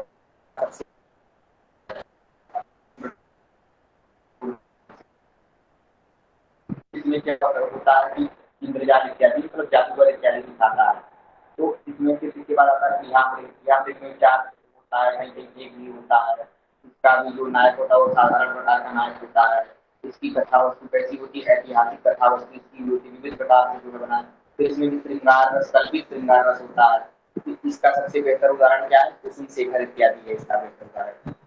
फिर हम लोग देखते हैं कि इसमें जो है दिव्य नायक होते हैं, दिव्य नायिका इत्यादि होते हैं, और कलह इसका जो है यामृग में कारण होता है, इसमें प्रमुख होता है। फिर अंक आ जाता है, अंक में भी एक अंक होता है। अंक एक अंक होता है, उसका जो लेसन बोलते हैं वो होता है, लेकिन यह अंक रूपकों में है, और इस अंक रूपक में जो इसका जो पात्र है वो एक होता है अंक। ये प्रश्न जो है यहाँ से आते हैं, यहाँ से हमने प्रश्न देखा है। फिर नायक इसका किस प्रकार का होता है, साधारण प्रकार का नायक होता है। इसकी कथा वस्तु कैसी होती है, इतिहास में कथा वस्तु है, और करुण रस होता है इसमें, और शर्मिष्ठा इसका जो है सर्वप्रसिद्ध उदाहरण है अंक का। इसमें स्त्री विलाप की अधिकता होती है, स्त्रियों का रोना, अनेक प्रकार का जो है दुखों का प्रसंग वर्णन होता है, इसमें स्त्रियों का भी रोना इत्यादि होता है। फिर ऐसे ही बीती आ जाती है, बीती में भी एक ही प्रकार का अंक होता है। फिर इसका भी नायक साधारण प्रकार का रहता है। कथा वस्तु इसकी कैसी होनी चाहिए, किसी विषय में कहते हैं जिसकी कथा वस्तु कल्पित होनी, कभी कल्पित होनी चाहिए। फिर श्रृंगार रस इसमें होना चाहिए। मालिकाग्नि मित्रम, जो मालिकाग्नि मित्रम किसकी रचना है बताइए? कालिदास। कालिदास के नाटक कितने हैं? 3। यहाँ से प्रश्न आते हैं, 3। तीसरा तो त्रोटक है ना, 2 नाटक है, 2 नाटक हैं, 1 त्रोटक है। रूपक के प्रकार नहीं आता है, लेकिन 3 ही मानते हैं प्राय होगा, ठीक है, काफी लोगों ने नहीं माना है। तो इसमें त्रोटक जब यदि पूछ दे तीसरा वाला कि हाँ त्रोटक उपरूपक का प्रकार है, ठीक है, उपरूपक में यदि कहीं प्रश्न कर दे तो वहां आप लगा सकते हैं, प्राय 3 ही आते हैं, तो वो रूपक का ही प्रकार है, उपरूपक है, तो वो भी नाटक में ही आया, ठीक है। प्रश्न यहाँ से आया हुआ है, जिन आप लोग पेपर देखेंगे तो संभवतः मेरे समझ से मैंने पेपर देखा तो उसमें आया हुआ। फिर ऐसे ही प्रश्न क्या होता है, प्रश्न में भी जो है इसका जो नायक निंदनीय होता है, 1 अंक होता है इसमें। इसकी जो कथा वस्तु होती है वो कल्पित होती है। हास्य रस होता है इसमें। कंदर्प केली अथवा धूर्त चरितम, ये इसके जो है उदाहरण है प्रश्न की। फिर ये भी भाणवत के प्रकार का होता है, भाण में जो सारी चीजें होती है प्राय इसमें भी वही सारी चीजों का संकलन है। फिर अब हम लोग रस के बारे में आते हैं। रस से एक ऐसा प्रश्न पूछता है, स्थायी भाव इत्यादि पूछ देगा। फिर इसमें पूछ देगा कि जो 9 रस है, 9 रसों के अलावा 10 रस इत्यादि कौन मान लेता है, शांत रस को कौन मान लिया है। फिर इसमें इसका वर्ण क्या है, स्थायी भाव से पूछ दिया, श्रृंगार का है उसका जो स्थायी भाव रति है, और इसका वर्ण क्या है, श्याम वर्ण का है, इसके देवता कौन से, विष्णु है। तो ऐसे ही सारे लोगों का कि अद्भुत रस के जो है देवता कौन से हैं, तो गंधर्व माने जाते हैं। इसका वर्ण कौन सा होता है, ये पीत वर्ण का होता है। इसका स्थायी भाव क्या है, इसमें इत्यादि। तो इन सारी जगहों से प्रश्न पूछने की संभावना है, यहाँ से पूछ लेता आसानी से। फिर हम लोग देखते हैं कि नांदी इत्यादि के बारे में। तो जो अभिज्ञान शाकुंतलम की नांदी है, तो यहाँ से एक प्रश्न आता है, आप लोगों ने ध्यान दिया हुआ नहीं, ये कैसी नांदी है, कितने पदों की नांदी है? अष्ट है सर। अष्टपदा है, ठीक है। यस। अब हाँ, सबसे बेहतर नांदी कितने पदों की मानी जाती है? क्या सर? सबसे बेहतर जो है नांदी कितने पदों की मानी जाती है? यहाँ तो अष्टपदा है या में, अन्यत्र जो है 12 पदा नांदी सबसे जो है उत्तम प्रकार की नांदी मानी जाती है। तो नांदी से आप लोग कुछ अन्यत्र नहीं समझिएगा, ये मंगलाचरण का ही प्रकार है, इसको नांदी से व्यवहित किया जाता है, ठीक है, नांदी नाम से व्यवहार करते हैं। फिर ऐसे ही पूर्व रंग में क्या होता है, तो पूर्व रंग के बारे में जो है साहित्य प्रकार का भी लक्षण है, और इसमें जो है दस रूपक में भी लक्षण दिया गया है। यन्नाम के वस्तुना पूर्वम रंग विघ्नो प्रशांतये कुशीलवा प्रकुर्वन्ति पूर्व रंग समुच्यते प्रत्याहारादिकान्यस्य भूयांस्येत्यपि तत्रावश्यं कर्तव्यानांदि विघ्नो प्रशांतये। तो प्रश्न पूछ देगा कि नांदी किस लिए किया जाता है, तो नांदी विघ्न इत्यादि की शांति के लिए किया जाता है ना। फिर नांदी का स्वरूप क्या होता है, तो नांदी के स्वरूप के बारे में कहते हैं कि आखिरी वचन संयुक्ता स्मार्ट प्रयुज्यते देव द्विज नृपादी नाम स्मान नांदी की संहिता। आखिरी वचन इत्यादि से युक्त हो, अथवा किसी की स्तुति की गई है, किसी की पूजा की जा रही है, इस प्रकार से जो युक्त होती है वो नांदी होती है। और उसने किसी पूजा की है, देव की, द्विज की, नृप इत्यादि की जो श्रेष्ठ है उसकी, तो क्या, तो उसको नांदी से नाम से व्यवहित किया जाता है। फिर इसमें बताते हैं मांगल्य शंख चंद्राब्ज कोपकैरव संसिनी पदैर्युक्ता द्वादश अष्टाभिर्वा पदैरुत। तो द्वादशभी वा अष्टाभिः वा पदैः, मतलब कि चाहे 8 पदों से अथवा 12 पदों से युक्त नांदी होती है, जिसमें से 8 पदों की थोड़ी सी वो कम मानी जाती है, लेकिन उत्तम नांदी 12 पदों की मानी जाती है। फिर ऐसे ही हम लोग प्ररोचना इत्यादि के बारे में देखते हैं।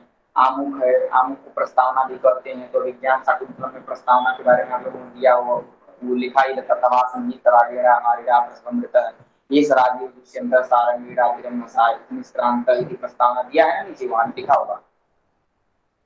तो वहां तक प्रस्तावना पूछ देगा कि कहाँ तक प्रस्तावना है, किस अंक तक प्रस्तावना है, उसके बारे में प्रस्तावना के लक्षण क्या है, प्रस्तावना में कैसा कैसा होता है, तो उसको बताते हुए कहते हैं कि नटी विदुषको वापी परिपार्शिके वा सूत्रधारेण सहिता संलापन पूर्वते।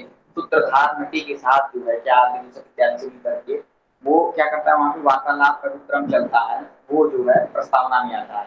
फिर क्या बोलते हैं, चित्रैर वाक्य इस प्रकार युक्त है प्रस्ताक्षेप निर्मित आमुकम सुविज्ञेयम नामना प्रस्तावना दिशा। उसको आमुख नाम से भी जानते हैं, उसमें क्या क्या क्रियाकलाप होते हैं। फिर हम लोग देखते हैं कि कथा वस्तु 2 प्रकार की होती है, आधिकारिक और प्रासंगिक। ये जो दत्रूपकार कहते हैं कि 2 प्रकार की कथा वस्तु होती है, एक आधिकारिक होती है, एक प्रासंगिक होती है। आधिकारिक कथा वस्तु क्या होती है, जो मुख्य कथानक होता है उसको आधिकारिक कहते हैं। जैसे रामायण इत्यादि में हम लोग देख लेते हैं कि अब पूछ दिया कि जो राम का राज्याभिषेक इत्यादि ये कौन सी कथा वस्तु है, बताइए।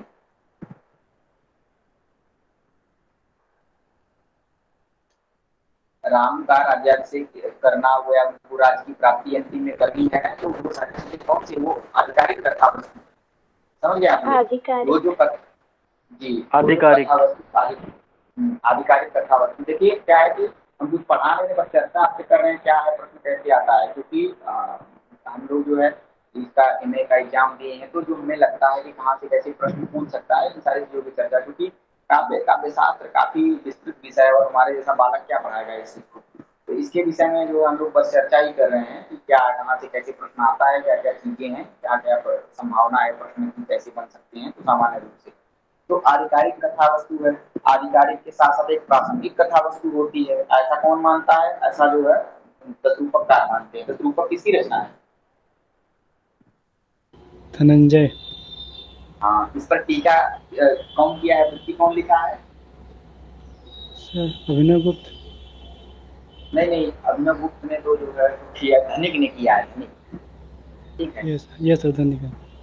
हाँ, धनिक ने किया, तो धनिक की इस पर टीका है। तो फिर उसके बारे में बताते हुए कहते हैं, हम मेरे बताने का ये तात्पर्य है कि पूछ देगा कि जो आधिकारिक कथा दुष्यंत का शकुंतला के साथ जो है विवाह होना, अंतिम में उसका उससे मिलन, ये क्या है, आधिकारिक कथा वस्तु। समझ आई कि नहीं बात? यही से यदि प्रश्न पूछ दिया कि इसमें आधिकारिक कथा वस्तु क्या है, प्रासंगिक कथा वस्तु क्या है, यहाँ पे पता का स्थानक क्या है, प्रक्रिया क्या है, तो इसमें हम लोग घटा के ही देखते हैं, इसी नाटक में देखते हैं, अन्य जगहों पर भी समझने के लिए।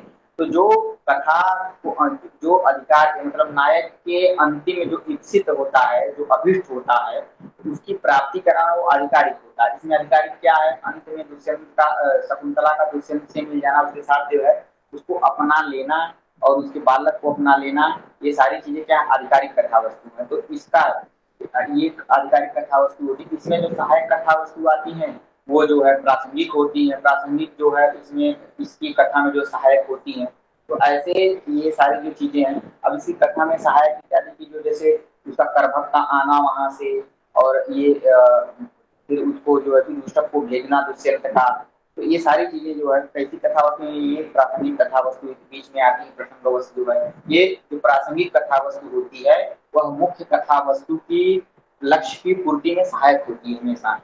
तो यहाँ भी देखते हैं कि पता का स्थानक क्या होता है, तो पता का स्थानक यहाँ का जो अंगुली का है, तो अंगुली की जो अंगुलियक है विज्ञान शाकुंतलम में, जो अंगूठी है, अंगूठी की चर्चा किस अंक में आती है सर्वप्रथम, बताइए कौन है? श्रेया जी। क्या सर, सवाल क्या है सर? ये बताइए कि जो अंगुली की चर्चा आती है विज्ञान शाकुंतलम में, जो अंगुलियक है, त्रिका है, उसकी सर्वप्रथम किस अंक में चर्चा आई, कहाँ पर? प्रथम अंक में। प्रथम अंक में आई है। तो प्रथम वो स्थान क्या होगा, वो स्थान क्या होगा, वो पता का स्थानक होगा। पताका स्थानक क्या मतलब भावी कथा की सूचना देता है। अब सारी बातें खत्म हो गई, अब दुष्यंत वहां से चलने वाले हैं तो उनको पहचान के तौर पे क्या दे देना, अंगुली, वो अपना मुद्रिका दे देते हैं सखियों के माध्यम से, शकुंतला को कर्ज से मुक्त करने के लिए वो देते हैं अंगुलियों।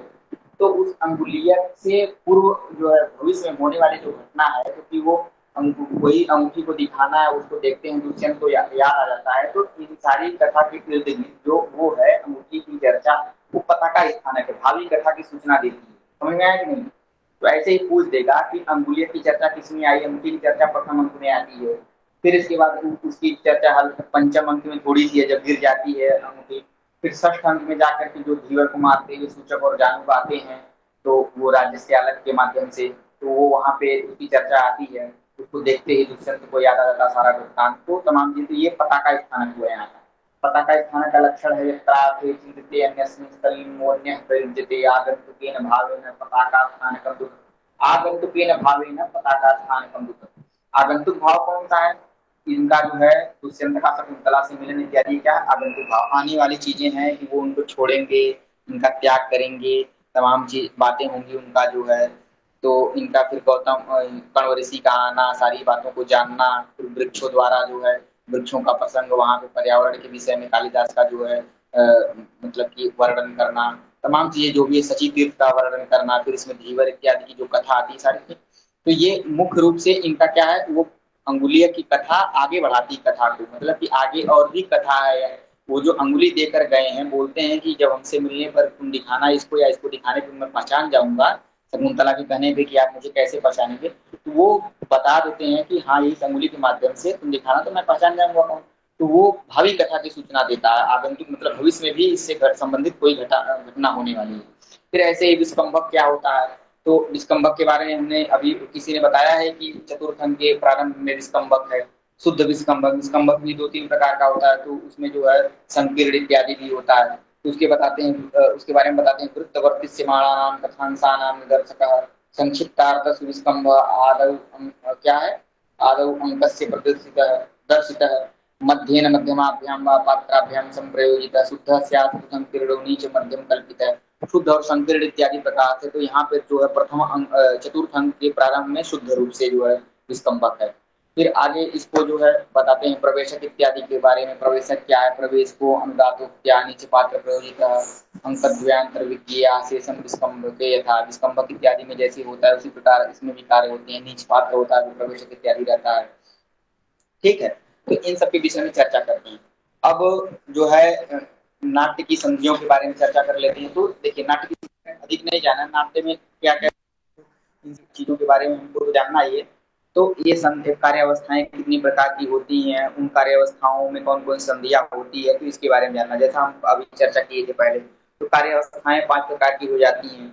आरंभेत्न प्राप्ति आसानी है प्राप्ति फलागमा, तो पूछ लेगा कि फलागम क्या है, कार्यावस्था है, संधि है। तो आप जैसे पढ़े रहेंगे, जानते रहेंगे, तो जान रहे हैं कार्यावस्था है।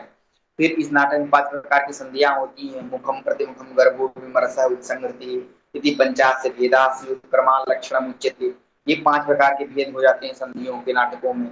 तो हमने बताया है कि किस किस को मिला के क्या क्या बनता है। फिर मुख संधि के कितने भेद हैं, मुख संधि के 12 भेद होते हैं, जो इसमें दिया है ना नाटक में। जो 5 प्रकार की संधियां होती, मुखम प्रतिमुखम गर्भः विमर्शः उत्संगति, ये जो 5 प्रकार के संधियों के लक्षण है, इनमें से मुख जो संधि है मुख नामक, उसके 12 भेद होते हैं।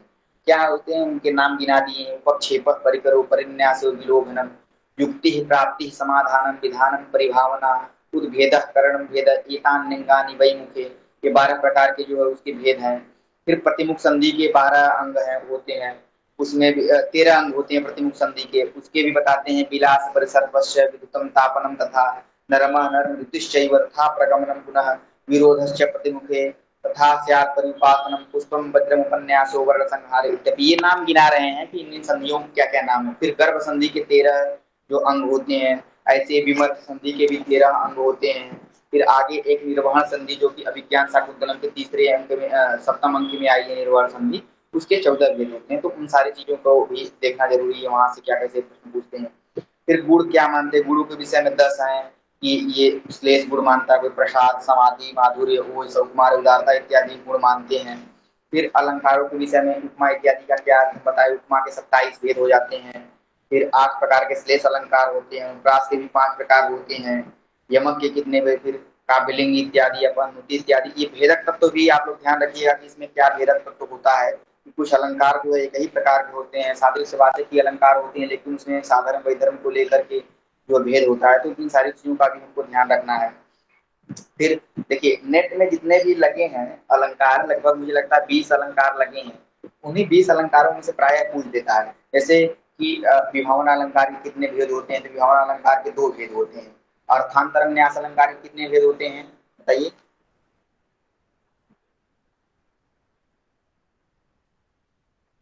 किसी को पता है? नहीं भैया। हाँ, तो देखिए अब ऐसे ही पूछ देगा, क्योंकि प्रश्न जो है यहाँ से पूछ सकता है, ये सब सिलेबस में समाहित है। विभावना अलंकार के 2 भेद होते हैं, ऐसे विशेषोक्ति अलंकार के भी 2 भेद होते हैं। विरोधाभास अलंकार है, उसके 10 भेद होते हैं। फिर संकर अलंकार के भी 3 प्रकार के भेद हो जाते हैं। फिर ऐसे ही व्यतिरेक अलंकार के 48 प्रकार के भेद होते हैं। तो इन सारी चीजों को भी वो पूछते हैं कि किससे कितने भेद है। अर्थांतर न्यास के 8 भेद हो जाते हैं, ठीक है। और आगे दीपक इत्यादि अलंकार के जो है क्रिया दीपक है, कारक दीपक है, ऐसे करके 2 भेद हो जाते हैं। इन सारी चीजों को भी हम लोगों को ध्यान रखना है। अब हम लोग आते हैं काव्य प्रकाश के विषय में, थोड़ा सा जान लेते हैं काव्य प्रकाश से कैसे क्या प्रश्न आ सकता है। तो काव्य प्रकाश पर लगभग 50 से अधिक टीकाएं हैं काव्य प्रकाश के विषय में। इसकी सबसे जो प्राचीन टीका है काव्य प्रकाश की, वो माणिक्य चंद्रकृत संकेत टीका है, इसका नाम संकेत है। और काव्य प्रकाश की जो सबसे अर्वाचीन और प्रसिद्ध टीका है वो बालबोधिनी है, ये वामनाचार्य लिखे हैं। तो ये 2 प्रकार का जो है ध्यान रखिएगा आप लोग, नेट इत्यादि में पूछ लिया जाएगा। और फिर काव्य लक्षण के विषय में बताते हैं कि काव्य लक्षण इनका क्या है। मम्मट का काव्य लक्षण बताते हैं कि तद्दोष शब्दार्थ सौरावलन पुनः वापी, ये जो है अलंकार इत्यादि को प्रमुख मान करके कहते हैं कि कहीं क्वचित अलंकार, कहीं अलंकार हो कहीं नहीं भी हो तो भी काव्य की हानि नहीं होती इत्यादि काव्य प्रकाश के प्रथम उल्लास में बताए ये। फिर काव्य का प्रयोजन क्या है मम्मट के हिसाब से, तो मम्मट के हिसाब से काव्य के कितने प्रयोजन है बताइए, प्रीति जी बताइए। 6 प्रयोजन। कौन कौन से? सर नाम तो नहीं आता। कौन कौन से प्रयोजन है बताइए। यश यश अर्थ व्यवहार ज्ञान, अनिष्ट का निवारण, आनंद की प्राप्ति और उपदेश। हाँ सही, यही है। कांता सम्मित उपदेश। उपदेश में 3 ठीक भेद है, हो गए ना। ठीक है, हाँ समझ गए। तो ये 6 प्रकार के, इसको याद रखेंगे। 6 प्रकार के मतलब काव्य प्रकाशकार मानते हैं ये प्रयोजन 6 प्रकार के। फिर काव्य हेतु या काव्य कारण ये कितना कितना मानते हैं, तो काव्य प्रकाशकार कितना मानते हैं, शक्ति निपुणता लोक शास्त्र काव्यादवेक्षणा काव्य शिक्षा अभ्यास हेतु तदुर्भवे, ठीक है। ये भी 3 ही प्रकार के मानते हैं, ठीक है। फिर उत्तम काव्य इत्यादि का इनके हिसाब से भेद क्या हो जाता है, आप लोग ध्यान रखिएगा कि काव्य हेतु इत्यादि किसके कितने प्रकार होते हैं। हमने अभी पीछे बताया था, आपको ध्यान होगा तो, उसमें से कौन किसको मानता है, हेमचंद्र सूर्य इत्यादि किसको मानते हैं, फिर भामह किसको मानते हैं, प्रतिभा को एक पृथक मानते हैं, ऐसे दंडी किसको मानते हैं, फिर राजशेखर इत्यादि। तो इनको हम लोग ध्यान में रखना है कि कौन पृथक क्या क्या मानता है। फिर उत्तम काव्य क्या लक्षण करते हुए ये बताते हैं मम्मट कि इदम उत्तम सैनी गंगे वाच्यार्बुधई कथित है। तो वहां से ये पूछ देगा कि जो काव्य प्रकाश में बताया गया मम्मट जिसको उत्तम काव्य का लक्षण मानते हैं, तो इदम से वहां पर क्या लिया जाता है, ये पूछ देगा कि इदम से वहां पर काव्य लिया गया है। जिन्होंने पढ़ा होगा उनको ध्यान होगा, तो वहां से कैसा प्रश्न, ये प्रश्न बन सकता है कि इदम इत्यादि। और वहां पे पूछ देगा कि व्यंग प्रधान में किस प्रकार काव्य का लक्षण, कौन सा काव्य का प्रकार हो जाता है, तो आप बता देंगे व्यंग प्रधान जो ध्वनि काव्य होता है हमेशा वो उत्तम काव्य के अंतर्गत आता है। उसका उदाहरण क्या है, पूछ दिया कि निशेष नमस्तम तटम इत्यादि करके वो कौन से काव्य का भेद है, कौन से काव्य का जो है उदाहरण है। तो आपको ध्यान रहेंगे, पढ़े रहेंगे तो आप तुरंत बता सकते हैं हाँ ये जो ध्वनि काव्य का है उत्तम काव्य का है। फिर ऐसे ही मध्यम काव्य के बारे में बताते हैं, अतादृशी गुणी भूतम व्यंगम केतु मध्यमम, जहाँ पर व्यंग से जो है वाच्यार्थ व्यंग से जो क्या हो सर्वोत्कृष्ट हो, वहां पे क्या हो जाता है मध्यम प्रकार का जो काव्य हो जाता है। इसमें भी पूछ लेते हैं अतादृशी, तो अतादृशी का अर्थ क्या है, वो दे देंगे वाच्यार्थ साइनी इत्यादि। इसका उदाहरण क्या है, ग्राम तरुणम तरुण्या इत्यादि बताते हैं। फिर ऐसे ही आगे चलते हैं, उसमें बताते हैं कि अधम अवर काव्य का क्या भेद है। तो बोलते हैं कि अवर का मतलब क्या है, पूछ देगा परीक्षा में कि अवर का मतलब क्या है। तो अवर से तात्पर्य है अधम से। ये किसने माना है, मोहम्मद ने माना है। तो वो बताते हैं शब्द चित्रम वाच चित्रम व्यंगम तौरम स्मृतम, शब्द चित्र और वाच चित्र जो काव्य होते हैं, उनसे संबंधित जो काव्य होते हैं वो क्या होते हैं, अवर काव्य के भेद होते हैं।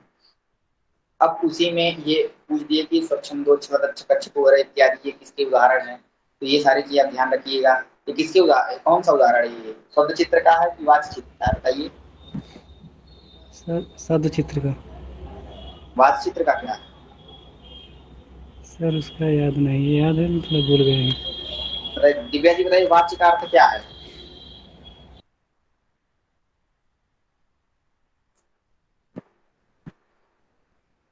सागर,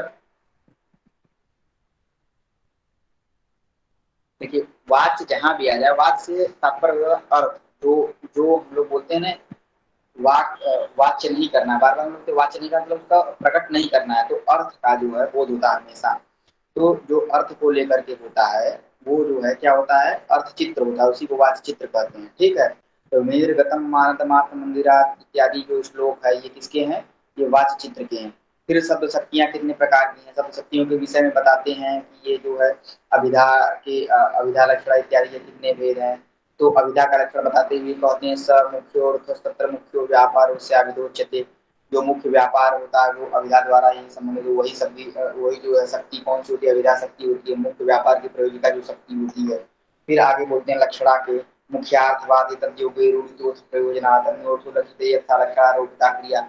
अब यहाँ से कैसे प्रश्न पूछता है, यहाँ से प्रश्न पूछता है कि मुख्यार्थवाद किसमें होता है अथवा मुख्यार्थवाद होने पर कौन सी शब्द शक्ति होती है। तो आप ध्यान रखेंगे तो बताएंगे तुरंत, हाँ वहाँ लक्षणा होती है। और लक्षणा कैसे होती है, रूढ़ी होती है अथवा प्रयोजन होती है, दो प्रकार की लक्षणा होती है। फिर ऐसे ही फिर आगे उसका भेद करते चले जाते हैं।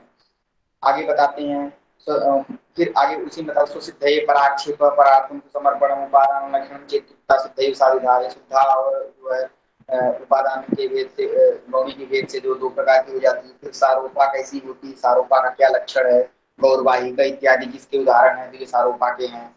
फिर इसके बाद जो दे देता है साध्यवसाना, साध्यवसाना के उदाहरण कौन कौन से हैं। तो साध्यवसाना गौरयन किसका उदाहरण है, बताइए, आप लोग पढ़े हैं। गौरैन साध्यवसाना का है। ठीक है, ये पूछ देगा परीक्षाओं में, कुंता प्रविशंति इत्यादि किसके जो उदाहरण है, कौन सी यहाँ पे लक्षणा हुई है, मंचा आक्रोशंति इत्यादि में यहाँ जो है कौन सी लक्षणा हुई है। तो ये सारी चीजें आप लोग ध्यान रखें। अभिधा मूल लक्षणा के 14 भेद आते हैं, बताते हैं काव्य प्रकाश में। द्वितीय उल्लास की बातें चल रही है, द्वितीय उल्लास के अंत में बताते हैं काव्य प्रकाश का कि अभिधा मूला जो है लक्षणा है उसका जो है कितने प्रकार की होती है, 14 प्रकार की होती है। जिसको सब जो शब्द शक्ति का जो विषय चल रहा है उसी में बताते हैं कैसे अनेकार्थ शब्द से वाचकत्वे नियंत्रते संयोगादेन वाच्यार्थ व्यापृतिरंजनम, ये 14 प्रकार का होता है। फिर इसमें कैसे कैसे संयोग प्रयोगश्च साहचर्यं विरोधिता अर्थ प्रकरणम लिंगम शब्दस्यान्यस्य सन्निधि सामर्थ्य मोचति देशः कालो व्यक्ति स्वरादय शब्दार्थस्यानवच्छेदे विशेष स्मृति हेतवः। ये सारी चीजें बताते हैं कैसे कैसे होता है, उसमें उदाहरण देते हैं। इस उदाहरण को ध्यान रखिएगा, पूछ देगा कि सशंक चक्रो हरि, यहाँ पे जो है कौन सी साधी व्यंजना आर्थिक व्यंजना क्या है, तो इसको आपको ध्यान रखना होगा। यहाँ पे सशंक चक्रो हरि संयोग का उदाहरण है। फिर इसमें असंख चक्र हरि, यहाँ पे प्रयोग है। राम लक्ष्मण इत्यादि में साहचर्य है। विरोधिता का उदाहरण क्या है, तो रामार्जुन ये विरोधिता का उदाहरण है। स्थाणु भज भवच्छिदे इत्यादि अर्थ का उदाहरण है। प्रकरण का उदाहरण क्या है, तो इसके लिए बताते हैं सर्वं जानाति देवः। कुपितो मकर ध्वज किसका उदाहरण है, तो लिंग का उदाहरण है। देवस्य पुराराते ये सन्निधि का उदाहरण है। ऐसे ही मधुना मत्तः कोकिल ये सामर्थ्य का उदाहरण है। पार्थिवो दयिता मुखम औचित्य का उदाहरण है। भातृ परमेश्वर, जैसे देखिए मूल बात क्या है कहने का, ये अर्थ सशंख चक्रो हरि। ठीक है, तो हरि शब्द के कई अर्थ होते हैं, ये पता है ना। हरि मतलब मेढक भी होता है, हरि से अर्थात सिंह भी होता है, हरि से सर्प भी लिए जाते हैं, क्योंकि एक कहावत हम लोग बचपन में सुनते थे कि जैसे हरि गए हरि के पास, तो उसमें हरि के कई शब्द आते हैं, तो उन शब्दों का अलग अलग अर्थ होता है। तो उस हरि शब्द का अर्थ किसमें नियंत्रित होगा, कैसे नियंत्रित होगा, तो इसके लिए बताते हैं, इसी से संबंधित सारी चीजें हैं। तो वो बताते हैं कि वो हरि सशंख, जब जैसे बोलते हैं सशंख चक्रो हरि, तो सशंख चक्रो हरि शब्द विष्णु में ही जो है क्या हो गया, युक्त हो गया, तो विष्णु को ही बोधित कराएगा। कैसे बोलते हैं, कैसे विष्णु को ही बोधित कराएगा, तो बोलते हैं कि संसार में शंख चक्र से युक्त हरि कोई और है ही नहीं, तो शंख चक्र से जो ही संयोग होगा वो हरि विष्णु का बोधक हो जाएगा। तो इसी को संयोग बताते हैं, ये संयोग जो है। फिर विप्रयोग का बताते हैं, असंख चक्रो हरि, तो असंख चक्रो हरि, न शंख है न चक्र हाथ में है, ऐसे में कोई भी हरि हो सकता है, तो ये भी प्रयोग का उदाहरण है। राम लक्ष्मण से, तो राम राम कौन है, एक परशुराम हुए, एक अन्य भी राम हुए, तो इससे जो है किस राम में यह जाके जो है परशुराम हुए, तो किस राम में जाकर के यह नियंत्रित होगा, वो जो त्रेता युग में हुए उन राम में होगा अथवा जो परशुराम इत्यादि में होगा, तो बताते हैं नहीं, राम लक्ष्मण, लक्ष्मण शब्द से साहचर्य हो जाने के कारण वह राम शब्द किसका बोधक होगा, वो उसी राम दशरथ के पुत्र का ही बोधक होगा। ऐसे ही रामार्जुन गति तयोः इत्यादि में बताते हैं विरोधिता का है, ठीक है। रामार्जुन से, तो अर्जुन से संश्लिष्ट हो जाने के कारण सहस्त्रार्जुन की बात की गई है, ये विरोधिता का उदाहरण है। फिर आगे इसी तरह बताते हैं पातिवोदयिता मुखम औचित्य का उदाहरण है। फिर भात्यत्र परमेश्वर, ये देश से संबंधित है, देश का उदाहरण है। चित्र भानुर्भाति, ये काल का उदाहरण है। मित्रम भाति व्यक्ति ही, ये लिंग का उदाहरण है। तो मित्रो भाति, ये भी जो है व्यक्ति लिंग का उदाहरण है। इंद्र शत्रु इत्यादि ये स्वर के उदाहरण है। ये सारी चीजें है। अब आर्थिक व्यंजना कितने प्रकार की होती है, 10 प्रकार की होती है। तो अभी आपने बताया, तो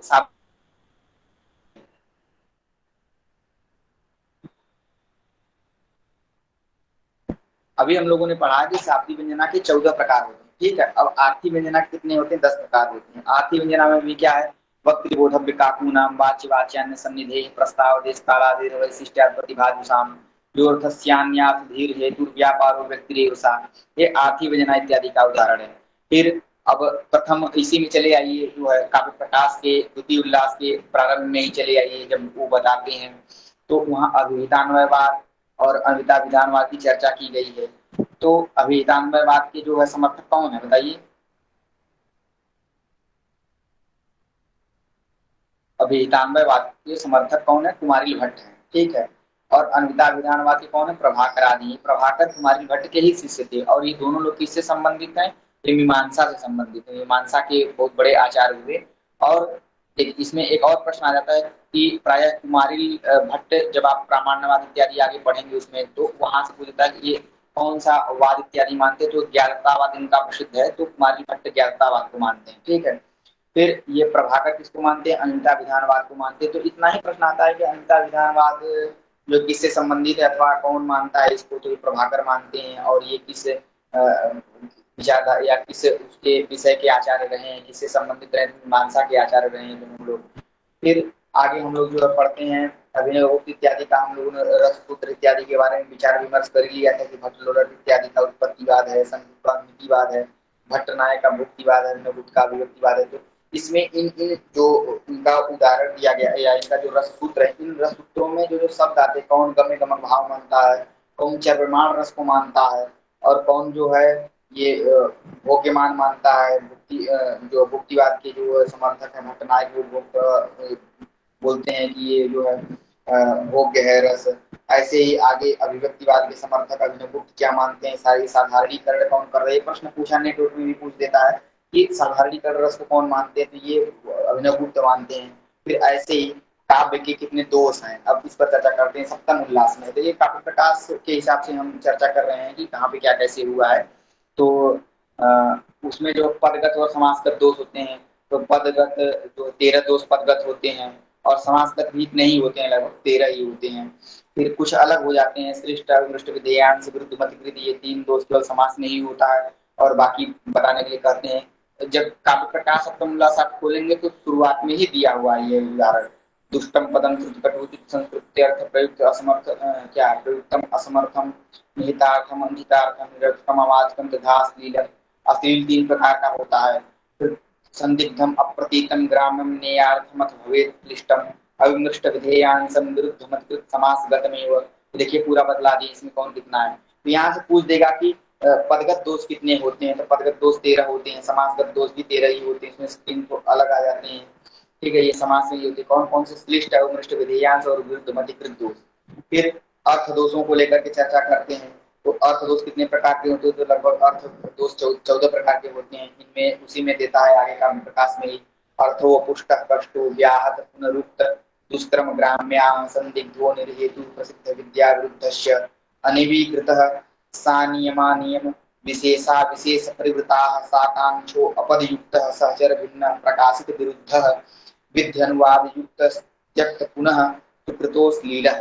ठीक है, यहाँ भी अश्लील को भी इसमें गिन लेते हैं। तो ये कितने प्रकार का होता है, तो पूरा जो है करीब 23 प्रकार का है, ये जितना भी है जो देखा। अर्थ दोष कितने प्रकार के हैं, 23 प्रकार के लगभग। ठीक है, फिर अब काव्य प्रकाश के उल्लासों का क्या नाम है, ये यहाँ से भी प्रश्न दे सकता है, किस उल्लास में क्या क्या पूछा गया है, इन सारी चीजों का ध्यान रखिएगा। प्राय उसे साहित्य दर्पण में भी पूछ देता है कि उसके 10 उल्लासों में क्या क्या, 10 परिच्छेदों में क्या क्या पूछा गया है। फिर ग्रंथ सिलेबस के हिसाब से हम लोग देखते हैं ग्रंथ क्या क्या है, ग्रंथ रचना और रचनाकारों के नाम, जैसे कुमारदास इत्यादि की कौन सी रचना है, जानकी हरड़म है, उसमें सर्ग कितने हैं, 16 सर्ग हैं। ऐसे ही श्रीहर्ष का नैषधि चरित्र है, उसमें कितने 22 सर्ग हैं। फिर शिव स्वामी का क्या है, क्षिमेंद्र का दशावतार चरितम है, मंथक कवि का प्रसिद्ध श्रीकंठ चरितम, इसमें 25 सर्ग है। फिर ऐसे ही हम लोग बिल्हण का विक्रमांक चरितम है, 18 सर्ग है इसमें। फिर कल्हण की राजतरंगिणी है, राजतरंगिणी में 8 तरंग हैं। हेमचंद्र का कुमारपाल चरितम है, इसमें 28 सर्ग हैं। सोमेश्वर अभी तक का सबसे बड़ा जो महाकाव्य है वो पूज्य रेवा प्रसाद द्विवेदी गुरु जी का काव्य स्वातंत्र संभव माना जाता है। करीब मुझे लगता है कि 84-90 के करीब लिखे थे और अधिक भी बढ़ गया होगा। फिर इसमें भी यमक काव्य के कौन कौन से उदाहरण हैं, घटकर पर इत्यादि यमक काव्य का वो है, नीति वर्मा यमक काव्य के कवि हैं, वासुदेव इत्यादि भी। फिर श्लेष काव्य के कौन कौन से हैं, श्लेष काव्य में क्या क्या है, रामचरितम, राघव पांडवियम इत्यादि जो है, राघव नैषधम, पार्वती रुक्मिणीयम इत्यादि करके जो है, इस तरीके का जो राघव पांडव यादवीयम इत्यादि करके आएगा तो समझ जाएगा ये सारे श्लेष काव्यों के उदाहरण है। ठीक है, फिर ऐसे ही पंडित राज जगन्नाथ इत्यादि कितनी रचनाएं हैं, पंडित राज जगन्नाथ की भामिनी विलास है, कुशमर्दनम है, चित्र विमान इत्यादि है। ये सारी किसकी रचना है, पंडित राज की रचना है, ये याद रखिएगा आप लोग। और फिर ऐसे ही कालिदास की कितनी रचनाएं हैं, इसमें कितने कितने सर्ग हैं, कितने अंक हैं। ठीक है, फिर ऋतु संहारम में कितने सर्ग हैं बताइए। 6। हाँ, 6 सर्ग हैं। ऐसे ही फिर जयदेव क्या है, गीत गोविंदम में 12 सर्ग हैं। अमरू शतक मुक्तक काव्य है, मुक्तक काव्य का पूछ देगा कि इसमें उदाहरण कौन सा है तो आप बताएंगे कि अमरू शतक है। फिर गोविंदाचार्य की आर्या सप्तती, ये भी मुक्तक काव्य का ही जो है उदाहरण है। फिर विश्वनाथ कविराज के कितने लगभग 8-9 ग्रंथ इनके द्वारा लिखे गए हैं, जिसमें चंद्रकला है, साहित्य दर्पण है, काव्य प्रकाश दर्पण है। तो काव्य प्रकाश पर टीका विश्वनाथ ही कौन है, ऐसा यदि पूछे तो काव्य प्रकाश दर्पण नाम से काव्य प्रकाश पर विश्वनाथ ने क्या किया है, टीका किया है। फिर प्रशस्त रत्नावली भी है, नरसिंह विजय है। ऐसे ही हेमचंद्र का अनेकार्थ संग्रह, काव्यानुशासन है, कुमारपाल चरितम है। फिर स्तोत्र काव्यों के अंतर्गत क्या क्या आ जाते हैं, कुसुमंताचार्य का महिमनी स्तोत्र प्रसिद्ध है, मयूर कवि का सुरशतकम प्रसिद्ध है, शंकराचार्य का सौंदर्य लहरी है, कुलशेखर की मुकुंदमाला है, उत्पल देव की शिवस्त्रोत्र रत्नावली, जगतधर की स्तुति कुसुमांजलि है। तो ये सारी चीजें याद रहेंगी। फिर इसमें भी मुक्तकार कौन है, फिर भर्तृहरि का जो शतकत्र है, सारा ये सब मुक्तक ही है। फिर भल्लट शतकम भी, मधुसूदन सरस्वती का मधुसूदन शतकम है। फिर हरिहरोपाध्याय का हरिहर सुभाषितम इत्यादि है। फिर गद्य साहित्य में आ जाते हैं। गद्य साहित्य इत्यादि के अंतर्गत ही बहुत सारी चीजें हैं, हमने पढ़ाई की, पद्य काव्य में पढ़ लिया जितने भी थे। अब हम लोग जो है गद्य पद्य में जो भी श्रव्य काव्य के लिए हैं, श्रव्य काव्य में या गद्य काव्य। तो गद्य प्राय जो कथा आख्यायिका इत्यादि नाम से जो 2 प्रकार का होता है, तो कथा का जो है कादम्बरी इत्यादि है, आख्यायिका के भी अनेक वो है। फिर बताते हैं कि इसमें से सुबंधु का वासवदत्ताई ये भी प्रसिद्ध है, गद्य का सबसे उत्कृष्ट काव्य माना जाता है। फिर बाणभट्ट की कादम्बरी है, दंडी का काव्यदर्श और दंडी काव्यदर्श, कुसुमा चरितम का जो है, धनपाल की तिलक मंजरी है, वारिद सिंह का गद्य चिंतामणि है, मृदुंगाचार्य का प्रबंध चिंतामणि है, राजशेखर का प्रबंध कोश है, वामन भट्ट का भी भूपाल चरितम है। ऐसे करके जो सारे लोग जो गद्य प्रसिद्ध है और गद्य साहित्य की बहुत ही लंबी परंपरा देखने को मिलती है। यहाँ से प्रश्न कहाँ से पूछ देता है कि मान लीजिए हमसे पूछे गद्य रामायण किसका है, मंदार मंजरी किसकी, शिवराज विजयम से पूछ देता है, अभिनव बाणभट्ट किसको कहते हैं, अभिनव बाणभट्ट शिवराज विजयम के जो लेखक अंबिका दत्त व्यास, इसमें कितने में विश्वास है शिवराज विजयम में, 12 है, द्वादश में विश्वास है। ठीक है, तो वो वहां से प्रश्न पूछ देता है। फिर ऐसे ही ऋषिकेश भट्टाचार्य का क्या राय, कौन सा ग्रंथ प्रबंध मंजरी अत्यंत प्रसिद्ध है। तो इन सारी चीजों, फिर बल्लाल सेन का भोज प्रबंध भी बहुत प्रसिद्ध है गद्य काव्यों में। तो इन सारी चीजों का ध्यान रखेंगे आप। सिंहाचार्य की सौदामिनी है, ये गद्य काव्य के जो है बड़े ग्रंथ है, तो यहाँ से भी प्रश्न आ सकते हैं। अब काव्य का लक्षण क्या क्या कौन कौन किया है, इसके अंतर्गत काव्य के लक्षण में हम लोग देखते हैं। भामह का काव्य लक्षण क्या है बताइए। भामह काव्य लक्षण करते हुए बताते हैं क्या, शब्दार्थौ सहित काव्यम, शब्द अर्थ के सहित जो है क्या होता है काव्य होता है, शब्द भी हो अर्थ भी हो, ठीक है उसका। तो उससे संयुक्त, तो ये तो सामान्य बात है, प्राय होता ही है, हर काव्यों में होता है। यदि भाई शब्द ही रहे अर्थ उसका कुछ नहीं रहे तो फिर क्या है, ये अन्योन्याश्रित होते हैं दोनों, शब्द अर्थ मिलकर के ही जो इस शब्द से अर्थ अलग नहीं किया जा सकता है, ये तो जो है जगत प्रसिद्ध बात है। फिर शरीरम तावत इष्टार्थवत छिन्ना पदावली, ये दंडी का काव्य लक्षण है। तो सबके काव्य लक्षण हम लोग याद रखेंगे, तो वहां से ये पूछ देता है कि काव्य लक्षण किसका है अथवा दंडी का काव्य लक्षण क्या है। फिर तब 200 शब्दार्थ सौरावती पुनः पाक मम्मट मानते हैं काव्य का लक्षण, वाक्य रसात्मकम काव्य आचार्य विश्वनाथ मानते हैं। फिर ऐसे ही पंडित राज जगन्नाथ क्या मानते हैं, बोलते रमणीय अर्थ प्रतिपादक शब्द काव्य, जो रमणीय अर्थ का प्रतिपादन करने वाले शब्द होते हैं वही काव्य होता है। फिर ये आचार्य विश्वनाथ क्या मानते हैं, वाक्य रसात्मकम काव्य, जो रसात्मक वाक्य होते हैं वही काव्य होते हैं। रसो वैसा, ऐसा कौन कहता है, तत्वेरी उपनिषद कहता है। फिर रीति आत्मा काव्य से, काव्य की आत्मा रीति होती है, रीति से युक्त जो होता है वही काव्य होता है, ऐसा वामन मानते हैं। फिर संक्षेप, अब अग्नि पुराणकार का बता रहे हैं कि पहले काव्य का तत्व अग्नि पुराण में ही पाया जाता है, तो वो बताते हैं संक्षेपाद वाक्य निष्ठार्थम छिन्ना पदावली, वाक्य निष्कृत अलंकारम गुणवत दोष वर्जितम, दोष से वर्जित होना चाहिए और गुण उसमें होने चाहिए, अलंकार स्फुरित होने चाहिए, ऐसा क्या होता है काव्य होता है। फिर कुंतक काव्य का लक्षण बताते हैं, वक्रोक्ति जीवित का है कुंतक, और कुंतक बताते हैं कि शब्दार्थ वक्र अभिव्यापार सारणी बंधे विवसितौ काव्यम तदिदा आह्लादकारिणी, तदिदा आह्लादकारिणी बंधे विवसितौ काव्यम, विद्वानों को आराधित करने वाला जो बंध है ऐसा व्यवस्थित वही काव्य होता है, ठीक है, कभी व्यापारशाली जो है। फिर अदोषौ सगुणौ सालंकारो च शब्दार्थो काव्यम, ऐसा कौन मानते हैं, हेमचंद्र मानते हैं। अदोषौ गुणवत् काव्यम अलंकारे अलंकृतम रसान्वितम कवि कुर्वन् कीर्तिं प्रीतिं च विन्दति, ऐसा कौन मानता है, भोजराज काव्य का लक्षण करते हैं। और आनंदवर्धन भी कहते हैं क्या, काव्य से आत्मा ध्वनि, काव्य की आत्मा ध्वनि होती है। फिर रुद्रक मानते हैं शब्दार्थों काव्य, शब्दार्थ ही क्या होता है, काव्य होता है।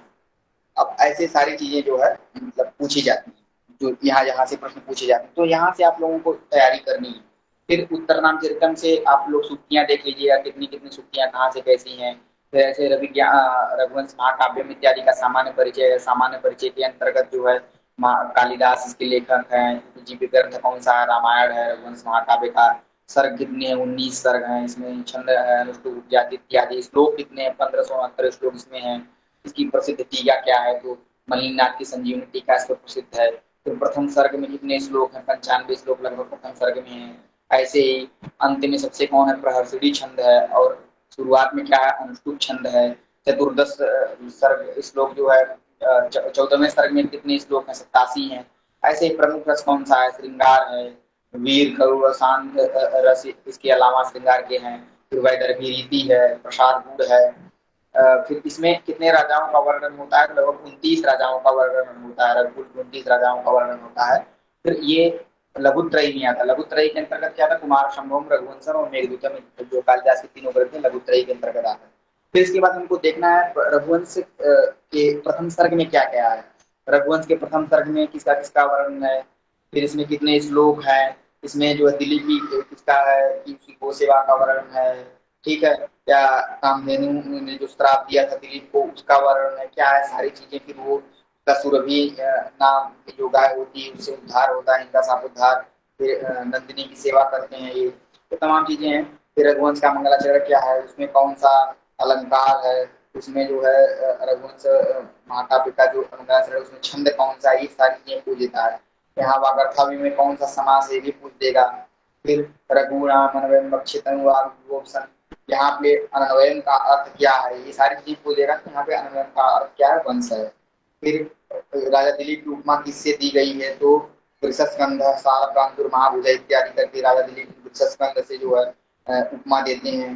फिर ये क्षीर सागर से चंद्रमा के समान कौन पैदा हुए, ऐसी उपमा किसके विषय में दी गई है, तो ये दिलीप के विषय में दी गई है। अर्गला के समान या साल वृक्ष के समान किसकी भुजाएं हैं, साल वृक्ष के समान दिलीप की भुजाएं हैं, सारी चीजें।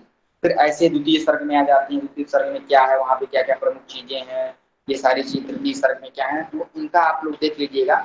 अनेक पुस्तक है, जैसे संस्कृत दर्पण है, संस्कृत दर्पण में भी काफी चीजें दिया हुआ है। और सर्वज्ञ भूषण की किताब आती है वस्तुनिष्ठ संस्कृत साहित्यम, वहां से भी आप लोग पढ़ सकते हैं, इन सारी चीजों के बारे में दिया है, कहाँ पे क्या कैसे आया, किस तरह से वर्णन है, तो प्रमुख कहाँ पे क्या क्या हो जाता है। अब जैसे इंदुमती और अज के स्वयंवर का वर्णन किस सर्ग में है, ये प्रश्न आता है। तो इंदुमती और अज का जो विवाह होता है उसका वर्णन कहाँ पे है, स्वयंवर का वर्णन षष्ठ सर्ग में है। तो वहीं पे प्रसिद्ध श्लोक है, संचारी दीप सिखे वरासा नरेंद्र मार्गा तयो प्रपेदे विवरण भाव भूमिपाल है, ये कालिदास का अत्यंत प्रसिद्ध श्लोक है। और इसी श्लोक से संबंधित होता है, लोग बताते हैं कि दीपशिखा कालिदास को उपाधि दी गई है, दीपशिखा कहा जाता है। और माघ को कौन सी उपाधि दी गई, तो घंटा माघ है। तो ऐसे सारे सबकी उपाधियां भी याद रखनी, किसी क्या क्या उपाधियां हैं। फिर सप्तम सर्ग में क्या क्या कहा, सर्ग में क्या क्या है, कौन सा जो प्रमुख प्रसंग है यहाँ पे। अष्टम सर्ग में ऐसे देखते हुए चलते हैं, इंदुमती और अज के विलाप का वर्णन कहाँ है, तो आठवें सर्ग में है। नवम सर्ग में क्या है, तो सारे राज्यारोहण का वर्णन है, इसमें क्या क्या होता है, मृग्या का वर्णन है, सारी चीजें। फिर द्वादश सर्ग में, दशम सर्ग में, एकादश सर्ग में, त्रयोदश सर्ग में, चतुर्दश सर्ग में क्या क्या है, राम का राज्याभिषेक की सर्ग में जाकर चतुर्दश सर्ग में राज्याभिषेक का वर्णन है उनकी। फिर आगे बताते हैं वो जो है षोडश सर्ग में, सप्तदश सर्ग में क्या क्या है, फिर अष्टादश सर्ग में क्या है, नवदश सर्ग में क्या है। अंतिम सर्ग में अग्निमित्र नाम के राजा का वर्णन होता है, अग्निमित्र का पूर्व पुत्र जो सुदर्शन होता है, तो वही अंतिम राजा होते हैं। और फिर इसमें कुछ चीजें जो अलग से बताई गई हैं कि मान लीजिए वेदों में ओंकार के समान किसका वर्णन है, ऐसा अभिज्ञान इसमें रघुवंश में किसको बताया गया, तो मनु को बताया गया है। और जो है विवस्वान के पुत्र कौन है, सूर्य हैं। क्या नहीं आ रहा है केशव जी, कोई बात नहीं। तो देखिए आने जब पढ़ेंगे तब हम तो बस चर्चा कर रहे हैं कहाँ से क्या कैसे आएगा, बाकी आपको आपके ऊपर डिपेंड, आप कितना पढ़ते हैं, क्या करते हैं, क्या नहीं आ रहा है तो पूछ लीजिए क्या है क्या नहीं, ठीक है। अब ऐसे में ही वहां से प्रश्न उठ जाता है कि जो है अभी रघुवंश महाकाव्य में वैवस्वत नाम में कितने मनुओं का उल्लेख मिलता है, या शास्त्रों में कितना उल्लेख मिलता है, कितने मनुओं का, 10 प्रकार के मनुओं का उल्लेख मिलता है। फिर एक कल्प में कितने मनु होते हैं, तो 14 मनु होते हैं। फिर इसकी सुक्तियां क्या क्या है, तो प्रायः प्रथम सर्ग की सुक्तियां पूछ देता है सारी बातें। तो शुरू की सुक्तियां जो सूर्य प्रभो वंश कोचाल श्यामती, इसको ध्यान रखिएगा कि यहाँ से पूछ भी देता है सूर्य प्रभो वंश कोचाल श्यामती, फिर दुस्तरम मोहादुपेनास्म सागरम, इसमें अलंकार कौन सा है, तो अलंकार निदर्शना अलंकार है, इसका भी ध्यान रखेंगे आप लोग। फिर आगे देता मंदः कवि सह प्राप्ति गमिष्याम भाष्यताम, ये जो है यहाँ पे कौन सा अलंकार है और ये कहाँ की सुक्ति है, सारी चीजें। फिर ऐसे ही चतुर्दश सर्ग से सुक्तियां देता है, जहां जहां सुक्तियां देता है वो चतुर्दश सर्ग से देता है, बाकी और कहीं से नहीं देता, प्रसिद्ध सुक्तियां यही है। फिर इस सुक्ति किसने क्या कहा, इसको भी आप लोग ध्यान रखेंगे कि किसने किसने क्या कहा है, सीता जी ने क्या कहा है, दिलीप ने क्या कहा है, वशिष्ठ ने क्या कहा है, तो ये सारी चीजों का भी ध्यान रखिए। जैसे वशिष्ठ कहते हैं आसीत कर छाया छायाम आत्रेता सुरभि पथि, ये वशिष्ठ का कथन है। मत प्रसूतिम अनाराध्य प्रजेति त्वाम ससापसा, तो ये भी जो है वशिष्ठ का ही कथन है। तो प्रतिपदनाथ ही श्रेय पूज्य पूजा व्यतिक्रम, ये अत्यंत ही प्रसिद्ध है रघुवंश महाकाव्य में। ये भी पूछ देगा किसका कथन है और ये कहाँ की सुक्ति है, तो रघुवंश महाकाव्य की सुक्ति है, ठीक है। ये सारी चीजें आ जाती हैं। फिर अब आगे हम लोग चलते हैं किरातार्जुनीयम में। किरातार्जुनीयम में भी उसमें उसका भी सामान्य परिचय आता है। सामान्य परिचय में इसके रचनाकार कौन है, तो भारवी हैं। इसमें कितने सर्ग हैं, 18 सर्ग हैं। मुख्य रस कौन सा है, वीर रस होता है। इसमें श्लोक कितने हैं, तो लगभग 1000 या 1040-50 श्लोक हैं। फिर उपजीवी ग्रंथ इसका क्या है, तो महाभारत है। महाभारत का कौन से पर्व से किरातार्जुनीयम का कथानक लिया गया, तो वन पर्व से लिया गया है। इसके नायक अर्जुन है, और अर्जुन किस प्रकार के नायक हैं, तो धीरोदात्त प्रकार के नायक हैं। नायिका द्रौपदी है, रीति पांचाली है, गुण प्रसाद एवं ओज है। फिर ऐसे ही अलंकार कौन सा, अर्थालंकार है। इसकी प्रसिद्ध टीका घंटापद है, मल्लीनाथ की कृति है। मल्लीनाथ का समय क्या रहा, ये भी प्रश्न दिया जा सकता है संभावना से। तो मल्लिनाथ के बारे में थोड़ी जानकारी रखेंगे, किन किन ग्रंथों पर कालिदास के किन किन ग्रंथों पर मल्लिनाथ की कौन कौन सी टीकाएं हैं, अथवा अन्य कवियों के ग्रंथों पर कौन कौन सी महाकाव्यों पर कौन कौन सी मल्लिनाथ की टीकाएं को ध्यान रखेंगे। मल्लिनाथ का नाम क्या है, मल्लिनाथ की उपाधि कौन सी दी गई है, किस सदी के आचार्य रहे, 14वीं सदी के आचार्य रहे ये। और ये जो किरातार्जुनीयम पर एक प्रश्न आता है कि सर्वाधिक लोकप्रिय टीका कौन रही, तो शब्दार्थ दीपिका नाम से टीका है किरातार्जुनीयम पर, और उसके लेखक चित्रभानु है। फिर जर्मन भाषानुवाद किरातार्जुनीयम का किसने किया है, तो कार्ल कापिनेकर ने किया है। टीकाओं की संख्या लगभग किरातार्जुनीयम पे बहुत सारी टीकाएं, 50 टीकाएं लगभग है। और ये बृहत्त्रयी में इसी गणना होती है। बृहत्त्रयी के अंतर्गत किरातार्जुनीयम शिशुपालवदन सदीचरितम आता है। ठीक है, फिर इसमें पूछते हैं इसकी विशेषताएं क्या है किरातार्जुनीयम की। तो इसमें किसका किसका वर्णन है, तो चालुक्य वंशी सम्राट विष्णुवर्धन के राजकवि हुए थे भारवी, और भारवी के पिताजी का क्या नाम है, इनका जो है गांव क्या है, अचलपुरम गांव है। भारवी का मूल नाम क्या था, दामोदर था। और भारवी की पत्नी क्या नाम था, रसिका था। भारवी किस गोत्र के, तो कुशिक गोत्र के थे। और ये भारवी प्रपितामह थे किसके, दंडी के। ठीक है, ये सारी चीजें भी पूछी जाती हैं। तो भारवी का समय क्या था, 6वीं शताब्दी था। इनको उपाधि क्या मिली, तो आदिपत्र उपाधि मिली है। और भारवी की कविता को शतपथ दीपिका नाम से भी जाना जाता है। ऐसा किसने कहा है, कृष्ण कवि ने कहा है, एक कृष्ण नामक कवि हुए। रीति काव्य की परंपरा के जन्मदाता भारवी ही है काव्यों में। और जैसे रीति काव्य की परंपरा के जन्मदाता हिंदी में कौन, बिहारी इत्यादि हैं। और वैसे ही ये है यहाँ पे कौन है, भारवी है। फिर मल्लिनाथ के बारे में, इनका मल्लिनाथ के पिता का नाम क्या था, कार्तिक था। मल्लिनाथ का गोत्र काश्यप था। ये तेलुगु ब्राह्मण थे मल्लिनाथ। और मल्लिनाथ के पुत्र थे पेंडु भट्ट, कुमार स्वामी इत्यादि। और मल्लुनाथ की अनुवांशिक उपाधि क्या थी, तो कोलाचल थी। और मल्लुनाथ की जो मूल उपाधि क्या थी, महामहोपाध्याय। किरातार्जुनीयम की टीका घंटापथ मल्लिनाथ के द्वारा लिखी गई है। और घंटापथ क्या मतलब होता है, राजमार्ग, ये पूछ देता है। फिर इसमें किरातार्जुनीयम प्रतिनायक कौन है, तो शिव है, जो किरात वेशधारी रहते हैं। किरातार्जुनीयम के प्रथम सर्ग में श्लोक कितने हैं, 46। ये ध्यान रखिएगा कि श्लोक पूछ देता है। किरातार्जुनीयम के प्रथम सर्ग में कथा वस्तु का ध्यान रखिएगा। छंद कौन सा होता है ये है, और कहाँ पे छंद प्रायः बदला है इसका भी ध्यान रख लीजिएगा सारी चीजों। और मूल बात नायक प्रतिनायक इत्यादि का भी ध्यान रखिएगा। पाशुपत अस्त्र का लाभ, इसका परम प्रयोजन है किरातार्जुनीयम का। अर्जुन को पाशुपत अस्त्र का लाभ होता है भगवान शिव से। फिर बताते हैं कि किरातार्जुनीयम का सर्वश्रेष्ठ गांभीर्य क्या है, भारवे अर्थ गौरव माता है। तो भारवी के काव्यों की विशेषता क्या होती है, अर्थ गौरव। तो अर्थ गौरव इनका वैशिष्ट है किरातार्जुनीयम का भी, अर्थ गांभीर्य है। और किरातार्जुनीयम की किन 3 सर्गों को पाषाणत्रय कहा जाता है, तो शुरुआत के प्रथम द्वितीय और तृतीय सर्गों को पाषाणत्रय कहा जाता है। अत्यंत ही कठिन है। फिर इसमें जो है किरातार्जुनीयम में अर्जुन की क्या क्या उपाधियां हैं, तो उत्तर कुरु प्रदेश के विजेता नाम से भी अभिहित किया जाता है अर्जुन को। वासवोपम है, वीर धनंजय है, प्रभूत है, वसु प्रदाता इत्यादि अर्जुन की उपाधियां हैं। ठीक है, एक प्रश्न आता है कि महाकाव्य के विचित्र मार्ग का प्रवर्तन किसने किया, भारवी ने किया। आप देखेंगे 15 सर्ग में जाके बहुत लोगों ने सुना होगा कि नकार से उनका एक श्लोक है, वो सब विचित्र का उदाहरण है। तो उन्होंने न को लेकर ही जो है अत्यंत ही विलक्षण काव्य की रचना की है, अत्यंत जो है विलक्षण श्लोक की रचना कर डाली, जिसका अर्थ ही बहुत ही गंभीर है। तो इसलिए वो विचित्र मार्ग का अनुसरण करने वाले भारवी है। और इसके प्रथम सर्ग में क्या क्या कथा वस्तु है, कैसे कैसे किस वन में लोग निवास करते हैं, द्वैत वन में। ठीक है, और कौरव पांडव के युद्ध की आवश्यक भाविता का ज्ञान किसने कराया था, व्यास जी ने कराया था। और किसकी प्रेरणा से अर्जुन पाशुपत अस्त्र के लिए जो भगवान शिव की तपस्या करते हैं, तो व्यास जी की प्रेरणा इत्यादि। ये सारी चीजें अब इसमें भी देखना है कि इस सर्ग में क्या है। तो प्रमुख यहाँ से प्रश्न आता है क्या, शरद ऋतु का वर्णन किरातार्जुनीयम में किस सर्ग में है, तो चतुर्थ सर्ग में शरद ऋतु का वर्णन है, अत्यंत मनोहर वर्णन है। फिर ऐसे ही हिमालय पर्वत का वर्णन किस सर्ग में है, तो पंचम सर्ग में है। तो आगे भी बताते हैं कि जो है इंद्र द्वारा प्रेषित गंधर्व और अप्सराओं के आने उनके विलासों का वर्णन किसमें है, सप्तम सर्ग में है। और तमाम चीजें। फिर भरतवंशी कुलपति कौन है, द्रौपदी है। पांडवों की राजमहिषी कौन है, द्रौपदी है। और दुरोधर का दुरोधर छद्मगीता इत्यादि करके श्लोक है, तो उसमें दुरोधर का अर्थ क्या है, तो जुआ है। ठीक है, दुरोधर का अर्थ। फिर ये जो गजराजों का मध्यल किसकी गंध वाला है, किसके समान गंध वाला है, तो सप्तपर्ण नाम का एक पुष्प होता है, उसकी गंध अत्यंत तीखी होती है। तो उनके समान जो है क्या है, हाथियों का या गजराजों का जो है गंध है, मज्जल है। फिर युधिष्ठिर की सदन में गए थे, तो तीर्थ सदन में गए थे। और ये किस वंश के राजा हैं, चंद्रवंश के राजा हैं। और वहां पे राजा नरसिंह की तुलना किससे की गई, प्रियतमा से की गई है। और अज्ञातवास में द्रौपदी का ये पांडवों का क्या क्या नाम रहता है, इन सारी चीजों का भी ध्यान रखिएगा आप लोग। अज्ञातवास में द्रौपदी का सौरंध्री नाम रहता है। और ये शुरू में प्रथम सर्ग में किराता अर्जुन के 25वें श्लोक तक वक्ता कौन होता है इसका भी ध्यान रहे, तो वनेचर ही वक्ता रहता है। फिर वनेचर ने किसका भी धारण किया था, ब्रह्मचारी का।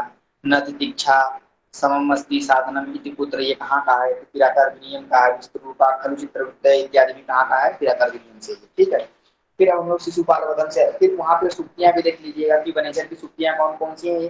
प्रायः किरातार्जुनियम के प्रथम सर्ग से ही सुक्तियों का जो है वो पूछता है, इसके आगे नहीं पूछता है वो। फिर शिशुपाल वधन पे चर्चा करते हैं। शिशुपाल वधन में भी इसके रचयिता कौन है, शिशुपाल वधन का रचयिता मान है, इनका समय क्या है, तो 6वीं शताब्दी का लगभग उत्तरार्ध भाग रहा है, फिर 7वीं शताब्दी का जो है पूर्वार्ध है।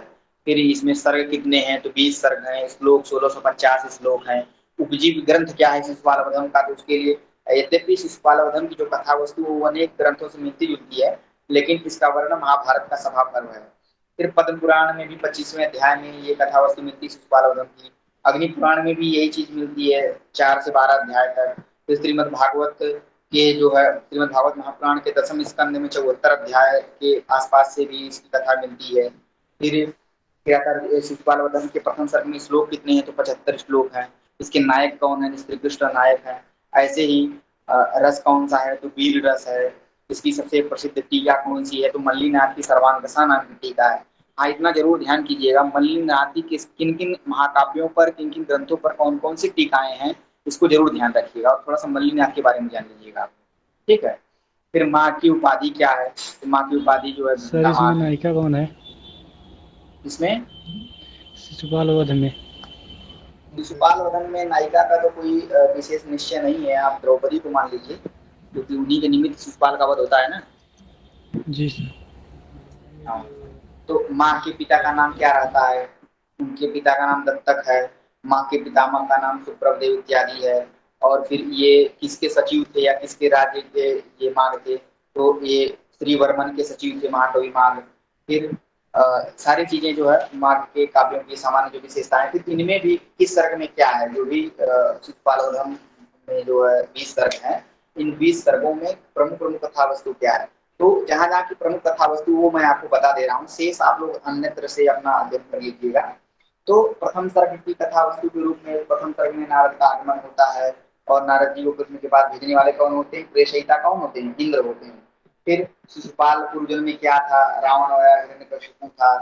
फिर हिरण्यगर्भांक भुवम मुनि हरि, ये किसके लिए कहा गया, नारद के लिए कहा गया। किसकी गति तिरश्चीन होती है, तिरश्चीन अर्थात जो है ऊपर की तिरछी होती है, ये सूर्य की गति होती है। फिर अर्थांग पाणी कौन है, श्री कृष्ण जी है। वसुदेव का घर कौन है, श्रीमती है। और इसी में देता है प्रसिद्ध मूर्ख जलनम हविर्भुजा, अग्नि का ऊपर जलना जो है प्रसिद्ध है। तो सारी बातें याद रखिए, प्रसिद्ध मूर्ख जलनम हविर्भुजा अथवा अग्नि का ऊपर उठना या अग्नि की लौ का ऊपर उठना, ये प्रसिद्ध है। ये कहाँ पे बतलाया गया है, तो शिशुपाल वधन में बतलाया गया है। फिर इसके बाद प्रथम सर्ग में ये इसमें शिशुपाल वधन के चतुर्थ सर्ग में क्या है, रजतक पर्वत का वर्णन। मां से प्रश्न पूछता है कि रजतक पर्वत का वर्णन किस सर्ग में है।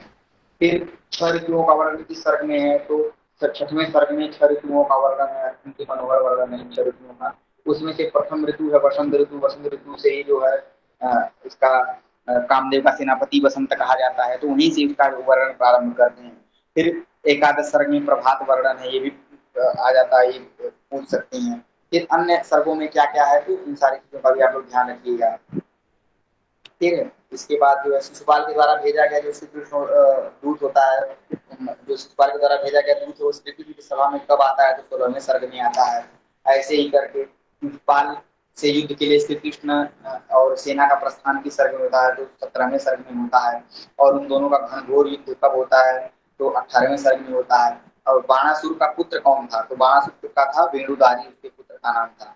और बलराम और वेणुदारी के युद्ध का वर्णन 9वें सर्ग इसमें 19वें सर्ग में है। और शिशुपाल और श्री कृष्ण के बीच युद्ध कब होता है, 20वें सर्ग में होता है। और भगवान श्री कृष्ण के चक्र के द्वारा शिशुपाल का वध हो जाता है, यहीं कथा की समाप्ति हो जाती है। और वह तेज पुंज निकल करके भगवान श्री कृष्ण में समाहित हो जाता है। इस प्रकार 20 सर्गों में शिशुपाल वधन की कथा का जो अंत करते हैं कौन, भारवी। ठीक है, फिर इसके बाद सुक्तियां इसमें देखते हैं, भारवी कह रहा हूँ, माघ। तो इसमें सुक्तियां देखते हैं, सुक्तियां क्या आती हैं, तो कुछ ही सुक्तियां हैं, अधिक सुक्तियां इसमें नहीं। जैसे स्त्रीपति, श्रीमती शास्त्रम जगत, ये कहाँ की सुक्ति है, हिरण्यगर्भांग भूम मुनि हरि, प्रसिद्ध मूर्धज्वलनम हविर्भुजा क्षणम क्षरोक्षिप्त गजेन्द्र कृत्तिना अर्थांग पाणे पटलेन रोचिसा शरीर भाजाम भवदीय दर्शनम इत्यादि। ये कहाँ की हैं सूक्तियाँ? ये तो शिशुपाल वदन की सूक्तियाँ हैं। ठीक है। क्षणे क्षणे जन्नवतां प्रतीत देव रूपम रमणीयताया इत्यादि भी वहीं की है सारी चीजें। फिर कृष्ण क्या कहते हैं, नारद क्या कहते हैं, ये सारी चीजें आप लोग देख लीजिएगा किनका किनका क्या है सूक्तियों में। अब फिर आगे आ जाता है नैषधि चरितम। नैषधि चरितम की भी सामान्य जानकारी। नैषधि चरितम में जो है उसके लेखक श्रीहर्ष हैं, 12वीं शती के आचार्य हैं, 22 सर्ग हैं यहाँ पे। और ये इसका उपजीव्य ग्रंथ क्या है? लोपाख्यान महाभारत के वन पर था। नल दमयंती इसके नायक नायिका हैं। पति नायक इंद्र अग्नि यम वरुण इत्यादि होते हैं। पंचनल जिनको कहते हैं अंगिर श्रृंगार रस रीति वैदर्भी रीति पूर्वज और प्रसाद है। अलंकार श्लेष अलंकार है। इसका नायक विधिरोदात होता है और इसमें 19 प्रकार के छंदों का प्रयोग हुआ है। इसका सबसे बड़ा सर्ग 17वां सर्ग है और सबसे छोटा छोटा का ध्यान। प्रथम सर्ग में 145 श्लोक है इसके। और श्रीहर्ष के पिता का नाम श्रीहीर होता है। वो नैषध में हर जो है उसके सर्ग के अंत में ही वो बताते हैं। श्रीहर्षो कविराधे संपूर्ण इत्यादि करके है।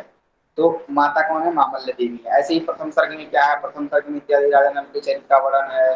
फिर नल दमयंती के बारे में सुनते हैं। इसी में स्वर्गीय हंस को देखते हैं राजा और विलाप करने लगते हैं। वो हंस फिर मूर्छित हो जाता है हंस विलाप करते करते। फिर नल की अश्रुधारा की चेतना से वो उठता है। ऐसे दमयंती के सौंदर्य का वर्णन नल द्वारा आग्रह करने पर दमयंती के पास हंस जाता है। किसमें? द्वितीय सर्ग में ही जाता है। तो इसमें मुख्य मुख्य आप देखें किस किस सर्ग में क्या क्या चीजें हैं। ठीक है। फिर भुजानी शब्द का क्या अर्थ है और भुजानी किसके लिए आया? तो पृथ्वी जिसकी पत्नी हो, भूज आया ऐसे सर। तो ऐसा जो है विग्रह करने पर भुजानी शब्द का अर्थ क्या होता है? जिसकी पत्नी हो अर्थात राजा। और ये विशेषण वहां पर किसके लिए प्रयुक्त हुआ है? तो ये विशेषण इंटरव्यू इत्यादि में पूछ लिया जाता है कि विशेषण प्रयुक्त हुआ है किसके लिए? वो के लिए, नल के लिए प्रयुक्त हुआ है। ठीक है। फिर ऐसे ही विद्याओं की यहाँ पे संख्या कितनी मानी जाती है? तो 14 प्रकार की विद्याएं मानी जाती हैं। तो 14 विद्याओं के 4 प्रकार कैसे जो बदलती हैं? परसता का प्रकार क्या है? 100 से भी अधिक इत्यादि तमाम चीजें। इनकी भी प्रमुख प्रमुख सूक्तियां देख लीजिएगा और हंस के कथन की जो सूक्तियां हैं उन पर भी ध्यान दीजिएगा। सारी चीजें इसमें जो है। अब अन्य चीजों का मेघदूत है, पंचतंत्रम इत्यादि, तो अन्य अन्य जगहों से भी देख सकते हैं। और भी अन्य ग्रंथों की जहां जहां से प्रमुख सूक्तियां आपको मिले इन सारी चीजों को जो है आप ध्यान रख लीजिए। करीब मुझे लगता है कि जो उनकी किताब है सर्वज्ञ भूषण जी की, उसमें आपको सूक्तियों का वो मिल जाएगा। और यदि नहीं मिलता है तो आप लोग मुझसे संपर्क करिएगा, हम सूक्ति जो है तमाम जहाँ से भी होगा उपलब्ध कराएंगे। ऐसे में जो है सामान्य ही प्रश्न पूछता है। तो ये सामान्य बातें रही और विशेष के लिए आप सिलेबस के हिसाब से आप अध्ययन कर सकते हैं। लेकिन बहुत ही विशेष प्रश्न नहीं पूछता है, सामान्य बातें ही पूछता है। सामान्य जानकारी आप इसके बारे में रखिए, अत्यधिक गहराई से पढ़ने की जरूरत नहीं है। जो जो भी दिया है कवियों के बारे में जानते रहिए, उनकी रचनाएं कितनी, उनमें सर्ग कितने हैं। ऐसे ही नाटक के जो प्रमुख तत्व हैं, नाटक में भेदक क्या होती है, वस्तु नेता रसस्ते शाम इत्यादि। नाट्य में भेद करने के जो भेदक तत्व हैं ये 3 प्रकार के होते हैं। नाटक की कथा वस्तु कितने प्रकार की होती है, ध्वनि कितने प्रकार की होती है, वस्तु ध्वनि, अलंकार ध्वनि और रसद ध्वनि। ऐसे ही फिर अलंकार किसका किसका लक्षण क्या रहा है, कौन अलंकार का कितना भेद है, फिर काव्य के दोष कितने हैं। ऐसे में फिर ध्वनि के कितने कौन कौन भेद मानता है। फिर उसमें भी लक्षणा के भेद कितने मानते हैं, लक्षणा के उदाहरण, अन्य जो जो लक्षणाओं के भेद हैं उनके उदाहरण कौन कौन से हैं। इन सारी चीजों की चर्चा आप लोग जो ध्यान से देखिए। और यही सब आता है परीक्षा में, बाकी कुछ विशेष नहीं है। किसी को कुछ पूछना हो तो बताइए, नहीं तो समय बहुत हो गया है।